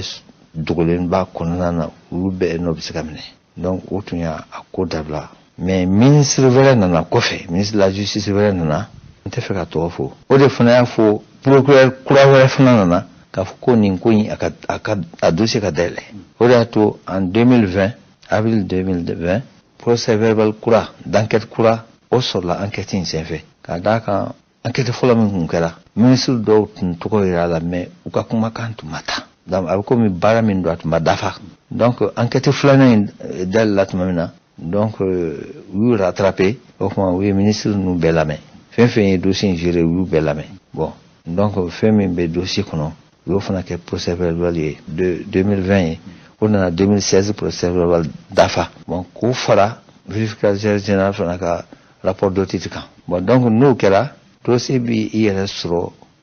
procureur du pôle économique ka bureau sanfɛ procureur du pôle économique sariya ma a se d'a ma k'a fɔ a ka nin affaire in lataa ɲɛfɛ parce que dossier giriman min don sariya ko a ka ci procureur général cour suprême procureur général de ma o de y'a to u ye dossier layɛlɛn ka caman dossier y'a yɛrɛ sɔrɔ an ka bureau kɔnɔ yan nɔ n'o ye parquet général de cour suprême na yan nɔ bon donc sisan n y'a f'i ye cogo min na procès verbal fila ninnu ale ni rapport d'audit olu bɛ kɛ document ba kelen ye kunnafoni caman b'a kɔnɔ min bɛ procureur général de la cour suprême permet ka ko in lataa ɲɛfɛ o de y'a to sisan n'a fɔra ko k'a kuma datugura ayiwa a tun datugura mais a dayɛlɛ la. an balimaw nin tun ye Mahamadu Timbo ye Mahamadu Timbo ale ye jamana kiribulon min bɛ jamana kiribulon bɛɛ lajɛlen ni sancɛ n'o ye cour suprême ye u ka kiri nɔbɔbaga min sigilen don faso tɔgɔ la o kiribulon in kɔnɔ n'a bɛ kow sɛgɛsɛgɛ ni nɔminɛli kan ka kɛ ale bɛ nɔminɛli kɛ ale de ye dantigɛli kɛ nka Sumailu Bobe Mayiga ka minɛli n y'a jira u la kununko dɔnkibaru kɛnɛ kan ko nin t'a siɲɛ fɔlɔ ye sabu min ye Yamusa Kamara ye ale fana minɛna i n'a fɔ Sumailu Bobe Mayiga minɛna minɛ cogo min Sumailu ka minɛli kɔfɛ jamanadenw dɔw bɛ olu ni dɔw ka hakilinata tɛ kelen ye fiyewu yala mun kelen pe de b'a to Yamusa Kamara bɛ minɛ fɛn kelen min na waati kelen min na munna Sumailu Bobe Mayiga fana tɛ se ka minɛ o minɛ cogo la dɛ sabu Yamusa Kamara ale tun ye jamana minisiri kɔrɔ ye Mali tangani ka kisi juguw ka mantɔɔrɔ ma Yamusa Kamara minɛna minɛ cogo min n'a laban nana bila kiritigilamaw ka bolo kan o fana kɛra o ma kɛ sariya kɔnɔ koyi i n'a fɔ kununko dɔnkibaru kɛnɛ kan min ye Kasum Tapo ye Kasum Tapo kɔni fɛ ko Yamusa Kamara minɛna kun min na ko ni Sumailu Bobe Mayiga ka minɛ kun tɛ kelen ye Kasum Tapo n'ale ye Sumailu Bobe Mayiga n'ale y'o ka lafasaba ye an b'a fɔ minnu ma ko sɔrɔnadonba n'o ye avocat ye an ka kununko dɔnkibaru kɛnɛ kan a ye danfara don Yamusa Kamara ani Sumailu Bobe Mayiga ka minɛli ka danfara don ni ɲɔgɔn cɛ Kasum Tapo ye fɛn min fɔ filɛ donc procureur général ye o min fɔ tiɲɛ tɛ ko procureur tɛ se ale de bɛ se ale tɛ se ministre mana min kɛ a ka fonction na i tɛ se o bon effectivement dɔw ko Yamusa poursuivra yan ko a tun ye ministre mais o y'a poursuivi quand même ko kelen tɛ sa ne kuma min fɔ kuma fila tɛ o régime fila de bɛ ministre ye ko kɛ min b'a ka fonction na Boubé a fɔra de ko a ye contrat signé k'a to ministre de la défense don a fɔra ko contrat la ko yurugu b'a kɔnɔ ko surfacturation donc i b'a dɔn kɔni a ye contrat kɔni signé o kɔni b'a ka baara de la ministre de la défense ale de habilité len don sariya fɛ ka contrat signé donc a ka baara kɔnɔna de la n'a fɔra k'a filila haute cour dɔrɔn de bɛ se ka juger mais Yamusa mun de fɔra Yamusa ma Yamusa a fɔra de ko u ye sɔrɔdasi dɔw faga u ye sɔrɔdasiw dɔw latunu Yamusa ye papier kɛ k'a fɔ k'u bɛ mission na donc min reprochera Yamusa là c'est pas qu'il y a papier hors de mission kɛ o a fɔra de ko il est complice sɔrɔdasiw ka tununi ani minnu fagara k'a y'o de dogo ka papier dilan k'a essayer k'o dogo o ye ministre ka baara ye wa donc o bɛ ko n'a ye ko de kɛ min tɛ a ka baara fan fɛ min tɛ sariya la a kɛra complice ye mɔgɔ dɔw sali la ni mɔgɔ dɔw tununi na o y'a poursuivi o de la o ni k'a fɔ Yamusa ministre de la défense n'a tun y'a sɔrɔ an ye affaire dɔ fɔ yan a yɛrɛ de y'a kuma fɔ a ka livre la 11 milliards min tunna ye n'a welela o la sisan ko parce que a ye contrat signé a ye 11 milliards di dɔ ma là a bɛ taa haute cour de la justice la voilà n'a tun welela o la a baara tɛ sɔrɔ k'a fɔ ko a bɛ taa yɔrɔ wɛrɛ ni haute cour tɛ mais a ma wele o la o Yamusa poursuit de ko complicité d'assassinat et d'enlèvement est-ce que ministre ka baara ye assassinat ye o to yo procureur général a tɛ se a ko procureur de la république tɛ se ka ministre poursuit ale fana tɛ se nin tun ye Kasum Tapo ka ɲɛfɔli ye Yamusa Kamara bɛn kɛra kan ka fɔ a fana minɛna ka sɔrɔ ministre tun don ale dun tun bɛ lahalaya kɛrɛnkɛrɛnnen ɲana a tun man ka kiri nin kiri cogo la ale minɛna kun min na a bɛna da se o bɛɛ lajɛlen ma Amadu Koyita ale fana tun ye Ibrahim Boubacar Keita ka ministre kɔrɔ ye ni a y'a sɔrɔ Kasum Tapo ko ale bɛ maa min surunali don ko ni Yamusa ka ko tɛ kelen ye a ko ma kɛ cogo o cogo olu kɔni fɛ ko nin tɛ lahalaya kelen ye n'a tun y'a sɔrɔ kɛ ka fɔ Mali sariyatigiw de fili la k'a sabu kɛ ninnu kan ka minɛ ka kiribulon min fɛ o kiribulon sigilen tɛ yen nka u ye procureur ka kuma mɛn yala Amadu Koyita dun n'ale Ibrahim Boubacar Keita ka ministre kɔrɔ ye olu ye mɔgɔw ye bi mɔgɔ minnu u ni fanga in n'o ye furancɛ fanga sigibaw tɛ kan kelen fɔ yala ale y'a ye cogo jumɛn ye an k'ale fana ka hakilinataw lamɛn yurugu kan ka kɛlɛ délégation nationale kan ka kɛlɛ n ko mais justice kan ka kɛ a bɛɛ de kama sariya ka kɛ a bɛɛ de kama wa sariya fana na an k'a dɔn k'a fɔ ko n'an ye mɔgɔ minɛ bisigi do fɔlɔ parce que a fɔ tubabukan na tout prévenu est supposé être innocent jusqu'à ce que sa culpabilité soit démontrée an k'o fana dɔn an k'a dɔn fana sariya tɛ appliqué opinion publique kama sariya bɛ appliqué de parce que sariya a kan ka appliqué donc a tɛ sariya kan a bɛ ta sariya de kama parce que la loi est l'expression de la volonté générale donc n'an ma bɔ dɔ kɔnɔna na n'an m'an farati parce que an jateminɛ kɛ an ka premier ministre kɔrɔ Soumaïla Bouyemaïga a interpellé là ministre Fili madame Boire Fili Soga a interpellé là ils sont supposés être innocents jusqu'à ce que fɛn ka a tɔgɔ u ka culpabilité ka démontrer mais a mana kɛ cogo o cogo n'i ye jɔyɔrɔ dɔ fa jamana nin kɔnɔ yali i ka jugement ka kɛ fɛn dɔ bɛ an kɔnɔ kɛ an y'a mɛn ko Soumaïla Boye k'u taara bila ka taa kasoba la an y'a mɛn ko Fili k'u taara bila mais a tɔgɔ de yɛrɛ de Bole anw fɛ ni responsabilité dɔw sɔrɔ la u kan ka bila yɔrɔ dɔ la fɔlɔ yɔrɔ min n'u ka kan ni jugement kɛra don min na n'u ɲɔ yera la n'u condamné na o ye ko wɛrɛ ye o ye ko wɛrɛ an y'a ye yɛrɛ association des procureurs u ye communiqué dɔ kɛ k'a fɔ ko fili caman yera ko ninnu na anw fɛ min kɛra 1980 on est bi ni ko k'i bɛ référé la ka bi fɔ o ye gɛlɛya ye dɛ mars 91 kɔfɛ an ye constitution de dilan constitution kɔnɔna ka sariyaw dilan a sariya minnu bɛ yen nɔ ni gɛlɛya dɔ nana sariya ye pour que u ka se ka appliquer an bɛ fara ɲɔgɔn kan ka la jama hakilina sɔrɔ cogo min na mais ka bɔ de façon expéditive n'an m'an farati parce que jamana secteur bɛɛ ka tiɲɛ mais justice an dalen man ka justice la dɛ an dalen man ka justice la an b'a dɔn fana an ka justice ye baara ɲuman caman kɛ jamana nin kɔnɔ ni waati min tɛmɛna tan nɔ mais hali bi mɔgɔw k'a faamuya k'a fɔ an ka bɔ fɛn dɔw kɔnɔna na an ka sariya appliquer pour tout le monde ni sariya fana bɛ kɛ an ka bɔ justice expéditive la donc an k'an b'o fana fɔ bɛɛ ko bon min bɛ fɔ fɔlɔ si j'ai bonne mémoire Yamusa bɛ minɛ kuma min na o y'a sɔrɔ haute cour kun tɛ haute cour kun b'an ka constitution kɔnɔna na mais a kuma bila en place si je ne m'abuse hali n'a bilala en place ninnu ta ye ko gestion Yamusa ta o kun ye ko mɔgɔ de fagara maintenant n'o kun kɛra an ka k'o kɛra fili yɔrɔ la an k'o kɛ sa Yamusa minɛna a kun man kan ka minɛ ten ne fili yɔrɔ la o ne mɔgɔ wɛrɛ kan ka minɛ est ce que an kan ka sigi o fili kelen kan c'est la question qu'on se pose an k'a fɔ Yasumata a kun man kan ka minɛ parce que a ye ministre kɛ a minɛna ka to a ka baara kɔnɔna na jamana filila bon n'an nana ko Mali kura est ce que an kan ka sigi o fili kelen kɔnɔna na tuguni je crois que non si c'est en tout cas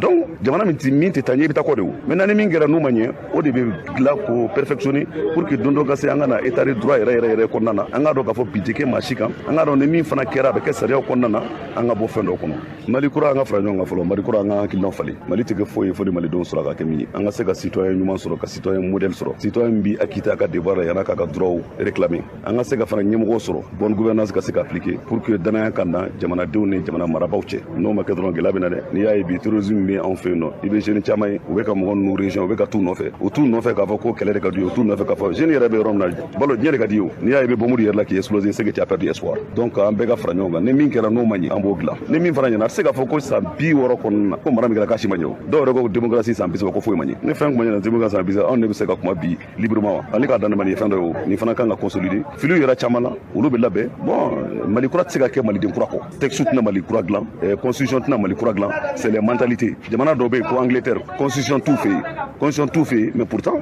ils font partie des puissances voilà ko président ko na donc merci cɛkɔrɔba ni musokɔrɔbaw nin ko in kɔni mana kɛ cogo cogo sa nin kɔni kangarida gwɛlɛn de ministre o ministre ni bɛ baara la k'i kɔlɔsi a kɛra i n'a fɔ jamana sariya marabaw u kɛn bɛ k'o kangari de da mɔgɔw ye Yamusa Kamara minɛli min kɛra ale yɛrɛ kɔni ma nin turu da maa si kun mɔgɔ si ka janfa tɛ fo Sumailu Bube Mayiga o de ye ale janfa k'ale minɛ a ye nin kuma in fɔ tuma min na a ye gafe bɔ k'a fɔ ale fana ka seereya a ka tiɲɛ o gafe in o bɔli kɛnɛ kan kunnafonilaselaw ka ɲininkali sira ma an tɛ Yamusa Kamara yɛrɛ fana lamɛn wa a ko Sumailu Bube Mayiga ko bɛ se ko caman na ale yɛrɛ ye kɔlɔlɔ sɔrɔ ale yɛrɛ kɔni fɛ mɔgɔ wɛrɛ nɔ tɛ fo n'a kɛra Sumailu Bube Mayiga ye bamananw ka kuma tɛ ni tatɔ ye cɛw minɛ ka fɛn min kɛ u la u seginbaatɔ n'u yɛrɛ y'i sɔrɔ u ni minɛ Yamusa Kamara Sumailu Bube Mayiga a bɛ se ko caman na a bɛ se ko caman na ne tɛ politiki wari ne tɛna politiki kɛ bi n tɛna politiki kɛ sini ne kun ye sɔrɔdasi de ye n ka baara ye min ye ne san 36 de kɛ sɔrɔdasiya la hakili la n kan ka dɔɔni faamuya o la don dɔ kɛra président y'an mɔgɔ damadɔ wele ale kun b'a la Tumani Jimi Jalo kun b'a la Sara Samajala hinɛ la o fana kun b'a la ani a ka directeur de cabinet Mamadou Kamara ani Bube yɛrɛ anw sigilen bɛ journaliste minnu fagara Kidal Ghislaine Dupont ani Claude Verlon olu fagalen président y'an fara ɲɔgɔn kan k'ale kɔni kun y'a ŋaniya ka médaille d'u ma officier d'ordre national k'u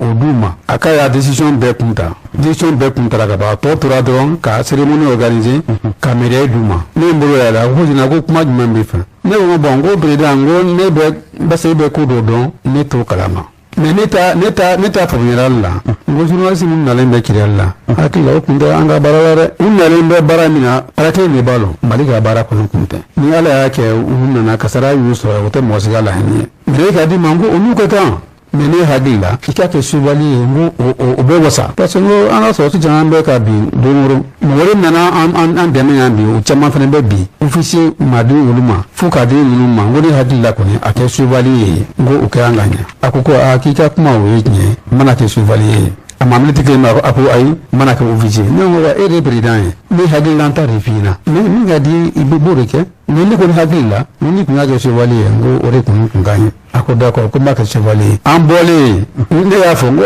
n ka président ni n ko maninka ka kuma tɛ ko kirisi min daminɛ ye tu bisimila i b'a kun kɔnɔ banenimaya bɔ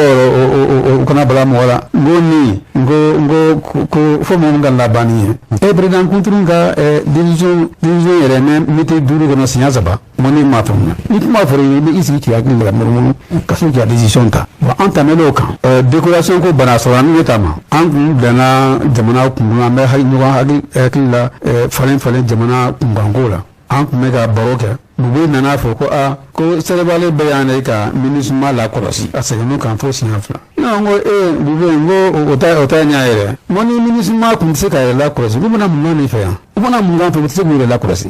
tubabu de bɛna u lakɔlɔsi u bɛna mun k'an fɛ yan ko an bɛna n ko k'an dɛmɛ n ko bɛ ɲɛfɔli k'i ye i k'a faamuya ne ye san 36 de kɛ sɔrɔdasiya la ne hakili la ne bɛ min dɔn a la e t'o dɔn a la n ko ninnu bɛɛ ka laɲini ye min ye ka n'an dɛmɛ ka lakara sabati mais n ko bɛɛ ni jɔyɔrɔ don dɛ n ko MINUSMA ka baara ye min ye o kana fara an ka finitigiw kan ka basigi la na jamana kɔnɔ o MINUSMA ka baara ye sɛbɛnbali ka baara ye min kɛrɛnkɛrɛnnenya la ka jatigi werekɛlaw k'olu kɛlɛ olu ka baara yɛrɛ o ye a fila bɛɛ kɔni bɛ kɛ ka basigi sinsin jamana kɔnɔ mais n kun tɛ kelen ye dɛ ko finitigiw kelen mais mamuna ko tɛ kelen ye ninnu ko danfara de bɛ u ɲɔgɔn tɛ o danfara de filɛ nin ye o man diya ye parce que ale kun b'a fɛ de ka président ka la ɲɛga ale dɔn pour que a ka dɔn vraiment ale b'a ka baara dɔn mais a ma se ka fɛn fɔ parce que ne ye min fɔ o de ye tiɲɛ ye Irénée wulilen tile damadɔ kɔfɛ ne y'a mɛn a ka cabinet mɔgɔ dɔ la a ko bubu ye kɛlɛ k'a b'i bila kaso la a ka tulo bɛ n kan na k'a b'i bila kaso la ne ko ka ne bila kaso la n ko ne mun de kɛ a bɛ ne bila kaso la ni dalalu jumɛn de ye a ko n ka hakili to n yɛrɛ la après n ye lettre sɔrɔ a bubekɛ ye lettre ci ma ministre de la défense ko n ka taa pôle économique la Karambe fɛ ko k'a ɲininka n ko pas de problème ko n bɛ taa n'a y'a faamu o de tun y'a ka plan A ye i n'a fɔ gafe kɔnɔ y'a fɔ cogo ne nakun yɛrɛ ye nin ye a tun t'a fɛ n ka to président kɛrɛfɛ parce que n mana taa n'a bɔ c'est ça justement ne tɛ sɔn nkalontigɛ ma a ko ko nin bɛ cogo min na ni n tora président kɛrɛfɛ n tɛ se k'o sɔrɔ a mana n ka n'a bɔ an ka fɛɛrɛ kɛ ka nin nata donc a kun yɛrɛ de ye a tɔ nin bɛɛ ye manamanakan ye bon o kɛlen tora ne taalen Karambe fɛ avocat dɔ nana sigi ne t'a dɔn yɛrɛ ko maître Dembélé n kuma deli ka ye yanni ka to Karambe ka kuma ta a ko Karambe i ye général wele ka na a wele kun ye mun ye i bɛna wele seereya de la wa ou bien a jɔyɔrɔ ye mun y'a la a ma fɛn fɔ a tilala k'a fɔ kuma daminɛ la a ko général Yamusa a ko mɔgɔw minɛna parasisu minɛna ka t'u bila Kati e kun ye ministre de la défense ye e ma foyi fɔ pour que k'u lasegin ka na Bamakɔ parce que i b'a dɔn ko Kati tɛ u marayɔrɔ ye ne ko n ko o tɛ ne ka baara ye u ma mɛn Kati yɛrɛ ministre de la justice min tun bɛ yen u place u la o don na o ni Katikɛ ye fɔli kɛ a dusujɛ bɛɛ u seginna ka na Bamakɔ la ko ne ka mun b'o la a ko non i nɔ b'a la o ye kuma fɔlɔ de i b'a fɔ ko n kun donna janfa la wa mɔgɔw ninnu minɛ k'u la mara Kati o ye fɔlɔ ye complicité de séquestration o kɛra ten après papier sɛbɛntɔ la a ko a y'a yɛlɛma ko n tun bɛ mɔgɔ faga nin kalama ko ne tun bɛ mɔgɔ faga de la donc ko ne y'a mɔgɔ dɔ ye ko ne tun bɛ janfa la ka mɔgɔw ta k'u janfa ka t'u faga ko ne ye dɔ ye ko ne ye mɔgɔ dɔ ye ne ko n k'o de fɔra ɲɛna a ko n'o ma fɔ ne k'o fɔ cɛkɔrɔba dɔ ka kuma dɔ sukuli ba ma ni ba suba ka o ye kelen ye n'o tɛ kelen ye dɛ n k'o tɛ kelen ye i kana ko ɲagami ɲɔgɔn na ne tun ye ministre de la défense ye mais a ko de ko fɛn bɛɛ ko ne b'a ba kalama n k'a bɛ fɔ ne yɛrɛ ne bɛ k'a bolo la bɛ fɔ ne yɛrɛ na a ka greffier tun bɛ yen u kun banna ka sɛbɛn a y'i kun afiri wa n ka sɛbɛn n ko nin de fɔra yan na n ka sɛbɛn problème foyi t'a la mais n ko kuma kelen fɛ ne tɛ se ka juger n b'o f'i ɲɛna bi ne tɛ se ka juger n'u jugera juge n bɛ kuma yira juge la u bɛ maloya u b'u yɛrɛ ɲini mais n ka sɛbɛn a y'a sɛbɛn ne taa kun filɛ gendarmerie la kaso la en temps comme ça o tile fila ne y'a mɛn radio la ko ne ye papier signé a ma fɔ n na diɲɛ na ne y'a mɛn radio la cogo min na ne fana y'a mɛn ten ne ko n ko nin fana ye jumɛn ye ko ne ye papier signé a ma fɔ n na diɲɛ na Karambe ma fɔ ne ɲɛna ne y'a mɛn RFI de la ko ne ye papier signé n ko nin fana bɛ kɛ cogo di ka nkalon karama dɔ bɛn ka fɔ n'a fɔra mɔgɔ ye radio ni télé la ko ne ye papier signé mɔgɔ bɛ da la a ma fɔ ne ɲɛna to y'a mɛn cogo min na ne fana y'a mɛn ten ko ne ye papier signé ne ko a ko nin fana kabako dan ye n ko ni fanga b'i bolo i bɛ se ko bɛɛ la mais n ko ala bɛ se bɛɛ la mais n ka jugement kɔnɔ jugement fana don selen komi n yɛrɛ ko papier signé baga tɛ tiɲɛ o tɛ tiɲɛ dɛ e ko n bɔra a kalama ko n ma fɛn fɔ a siɲɛ naaninan de filɛ nin ye papier signé ko kuma tɛ fɔ la tuguni dɛ ko n bɔra a kalama ko n ma fɛn fɔ fɛn kelen yɛlɛmɛ ko naani c'est que i tɛ tiɲɛ de kan o de tun bɛ yen sisan ko n bɔra a kalama ko n ma fɛn fɔ mais a bɛɛ ye kelen hali tun bɛna yɛlɛmɛ minnu y'a signé olu de tun kan ka fɔ ne ɲɛna ne tun ma fɛn fɔ na ko n bɛ kɛ jugu la ne bɛ n ka dugu la défense ne b'o dɔn cogo di a bɛ deni ka fɔ ne ɲɛna de minnu ye papier signé dɛ n'a y'i t'a fɛ o tɔgɔ ka bɔ a la ko n bɔra a kalama n k'o de kan ka fɔ ne ɲɛna donc i sɔrɔla mais i ma taa ma voilà. I bɔra k'o fɔ an y'a ye min ye gafe in kɔnɔna na surtout i y'a jira k'a fɔ ko bɛnbɛnbɛn min kun ɲɛsinnen bɛ SBM fɛ ko a kun kɛmɛ ka i n'a fɔ mɔgɔ min kɛmɛ k'i ɲida maa kan n tɛ fɛ ka karisa ye donc bɛnbɛnbɛn bɛ se ka bɔ sira o sira fɛ ne o kɛ walasa k'a lamɔgɔ o plan kɔnɔ i y'a jira k'a fɔ plan A ni plan B tun bɛ yen plan A kun bɛnnen bɛ min ma o de tun y'a ye don dɔ i balila ka ye o ye min ye BGP vérificateur général o y'o bila walasa ka na ko kasabi min d'i ma walasa i ka don kow la baara min kalifalen ma sɛgɛsɛgɛli ka se k'a kɛ a la k'a dɔn kasabi donna yɔrɔ min kasabi min kɛra ka min kɛ e yɛrɛ y'a jira k'a fɔ min ye gafe kɔnɔ ko nin tun tɛ a siɲɛ fɔlɔ ye maa ka bila ka taa ministre surtout ministre de la défense ka taa o ka ko sɛgɛsɛgɛ o hukumu kɔnɔna na min ye o plan B ye i bɛ se ka mun fɔ an ye o walawalali kɛ an ye o la. n b'a f'i ɲɛna n ye min fɔ a daminɛ tuma plan yɛrɛ kun ye min ye n ye min kɛ ka Bube sɔsɔ président ɲɛna o de ma diya Bube ɲɛna donc a ka laɲini bɛɛ tun ye pour k'ale mabɔ président la mais n'i bɛ mɔgɔ mabɔ i na kuma dɔ fɔ a ka plan fɔlɔ min kun ye min ye komi a kun fɔra ko yuruguyurugu bɛ kɛlɛ 2014 la o ko kun y'o ye donc o tun b'a ye vérificateur général mɔgɔw bila ka na ko kana ne ka n ye dépense minnu kɛ k'olu lajɛ n'a sɔrɔ o ma wari dɔ détourné a ye kalo kelen de kɛ kalo kelen kɔ e ma foyi ye min tɛ taa sariya ta fan fɛ an ye sɔrɔsi an b'an kɔ kuma an bɛ se an kɔ kuma ɲa ne ye maninka ye n tɛ nemuna ko kɛ n'o de ye fɔ n ka wa ne ye maninka ye n tɛ nkalon tigɛ n tɛ dulɔ min n tɛ dulɔ min n'a ye parce que n'i ye dulɔ min i bɛ mun kan fɔ n tɛ dulɔ min n bɛ n yɛrɛ kalama kuma bɛɛ donc e ma défouillé o yɔrɔ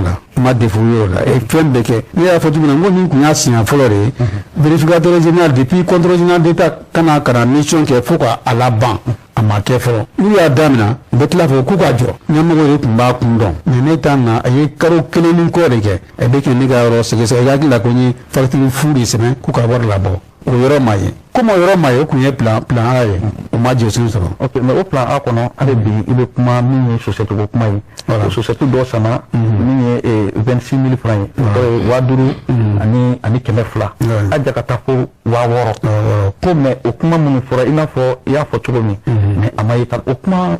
nin kun na o kuma cogo bɛ cogo o de bɛ vérificateur général de comme u kun bɛ ne dɔrɔn de kɔ u nana a kun tɛ mɔgɔ si contrôler la fo ne ta mais pour que mɔgɔw hakili siɲɛ a y'a kɛ kalo 3 ɲɔgɔn yanni ka to ne kana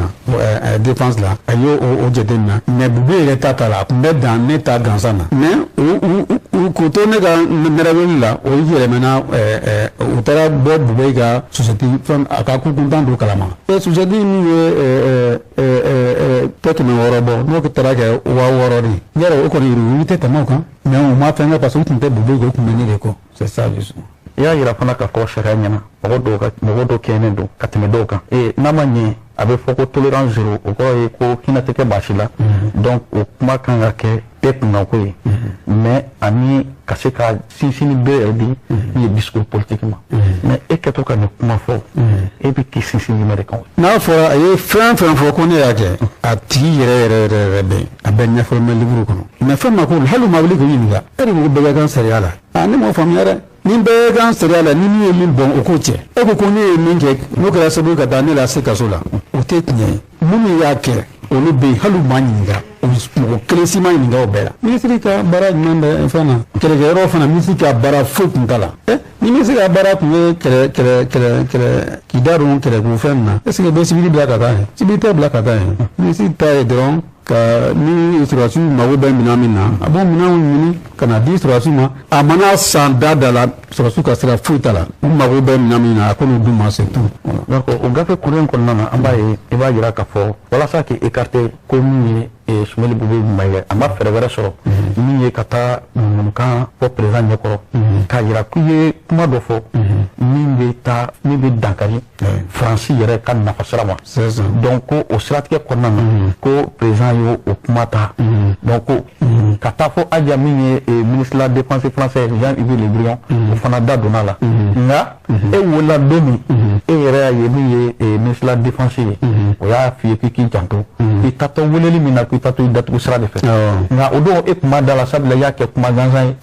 nka a taara la mais est ce que o kuma bɛ se ka sabatiya ka fɔ bi na mɔgɔw b'a ka fɔ cogo min ko Bube ni Faransi bɛ ɲɔgɔn bolo ko Bube bɛ yan walasa ka Faransi ka intérêt défend. ne m'a fili na n ko komi vérificateur général ta nana e ma se ka wo sɔrɔ o la Bereuruzu problème tun bɛ yen a ye n tɔgɔ fara o kan ten a y'a tɔgɔ fara o kan ten mais a kun yɛrɛ t'o de mais pour a ka président sɔrɔ o k'a dɛmɛ a y'a fɔ ko n ye tubabu neni o nana cogo di ne b'a fɔ ne tɛ Kidali ka ye ne somɔgɔ ma se Kidali ne somɔgɔ yɛrɛ tɛna se Kidali ne somɔgɔ ye Sɛnɛgalɛw ye bɛ Bamana u tɛ se Kidali a bara Bamana ni Kidali tɛ a ka ca ni kilo 1700 la dɛ ne somɔgɔ tɛ se mais ne da dɔn Kidali ko la faso ko danaya min da ne kan k'an bila défense la fɛn fɛn bana ka faso la kɔlɔsi ne bɛ o jɔyɔrɔ de fa an ka sɔrɔdasi dɔ tun yɛrɛ o waati la an ka sɔrɔdasi tun bɛ Kidali pendant le régiment tun bɛ n b'a tɔgɔ fɔ Mamadu Kamara Mamari Kamara fo kɔsa in na a tun kɛra Kulukɔrɔ gouverneur ye Mamari Kamara fana ka surasi kalan kɛ tubabu fɛ yen ale tun n'a ka a ka surasidenw tun bɛ Kidali n'a bɛ bɔ ka taa patrouille kɛ n'a nana tubabu min tun bɛ u tun b'a wele ka mafiya kosɛbɛ ale k'ale m'o faamuya e nana an dɛmɛ o ye tiɲɛ ye mais ne bɛ n fa dugu de la ni ne kɛ an ka ɲɛfɔli kɛ minnu ye n bila yan ne ka ɲɛmɔgɔ ne b'a ɲɛfɔ ye ne kuma tɛ ne na ayi tɛ donc o gɛlɛya tun bɛ u ni ɲɔgɔn tɛ tuma bɛɛ a tun bɛ ne wele k'o fɔ ne ɲɛna an tun b'a essayer ka mɔgɔw ni hakili yɛlɛma pour que bɛn ka sabati u ni ɲɔgɔn tɛ siɲɛ dɔ kɛra juillet 2013 an tun bɛ 14 juillet 2013 an tun bɛ Paris a ye téléphone ci ne ma ne ni an ka attaché défense tun bɛ ɲɔgɔn fɛ ne tun b'o ka so yɛrɛ colonel Mohamed Kulibali a ko ko ministre komi i bɛ Paris a ko i tɛ fɛɛrɛ kɛ i ka taa i ni tubabu ka fɔkɛ ka bɛn jasa ni mɔgɔ min na se ka an ka sigi kɛ ni ka gɛrɛntɛba nin bɔ an ni ɲɔgɔn tɛ n ko y a pas de problème n ye téléphone ci o y'a sɔrɔ lansara tuma selen don n'u ko n bɛna ko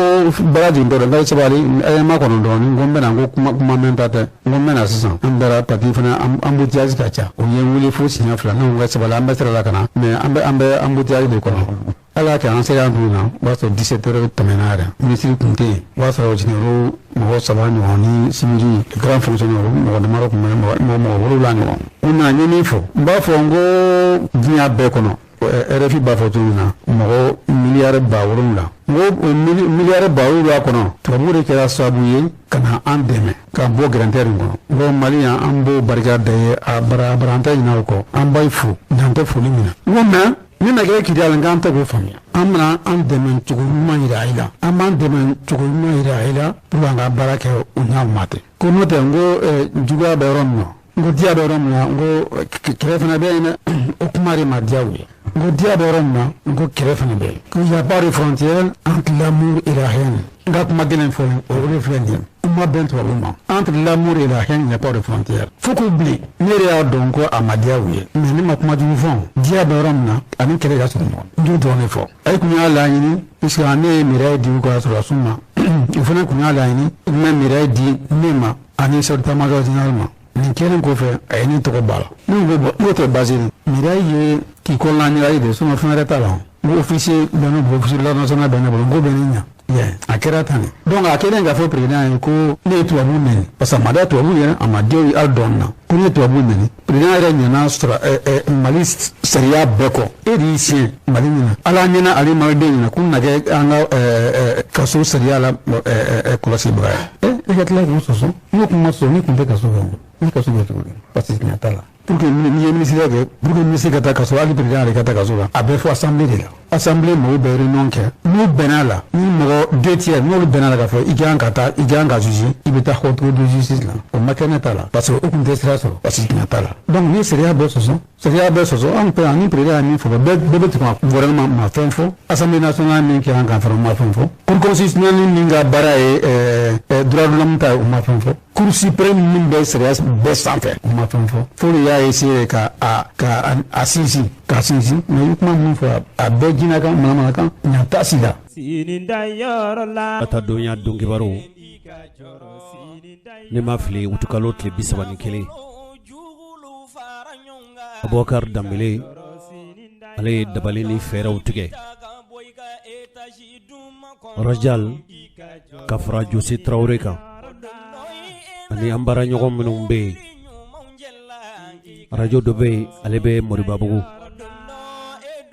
olu bɛ laseliw lase Moribabugu u y'an wele k'a fɔ waati bɛɛ lajɛlen na olu bɛ laseli lase nka anw ma u ka foli kɛ o ne kɔni y'a kɛ fili de don don nata ninnu na an bɛna dabali ni fɛɛrɛ tigɛ an baara ɲɔgɔnw bɛ Mali maradugu la an bɛna u ta dɔɔni dɔɔni an y'a mɛn k'a fɔ kunungo Haut Conseil islamique du Mali u ye lajɛ kɛ u yɛrɛw ka daga la diinɛ ɲɛmɔgɔw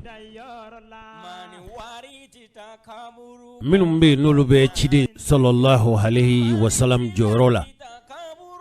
olu de kan ka ala sira jira an na ni sabali kan ka kɛ tuma min na olu de kan ka sabali fɔ an ye ni lamɛnni kan ka kɛ waati min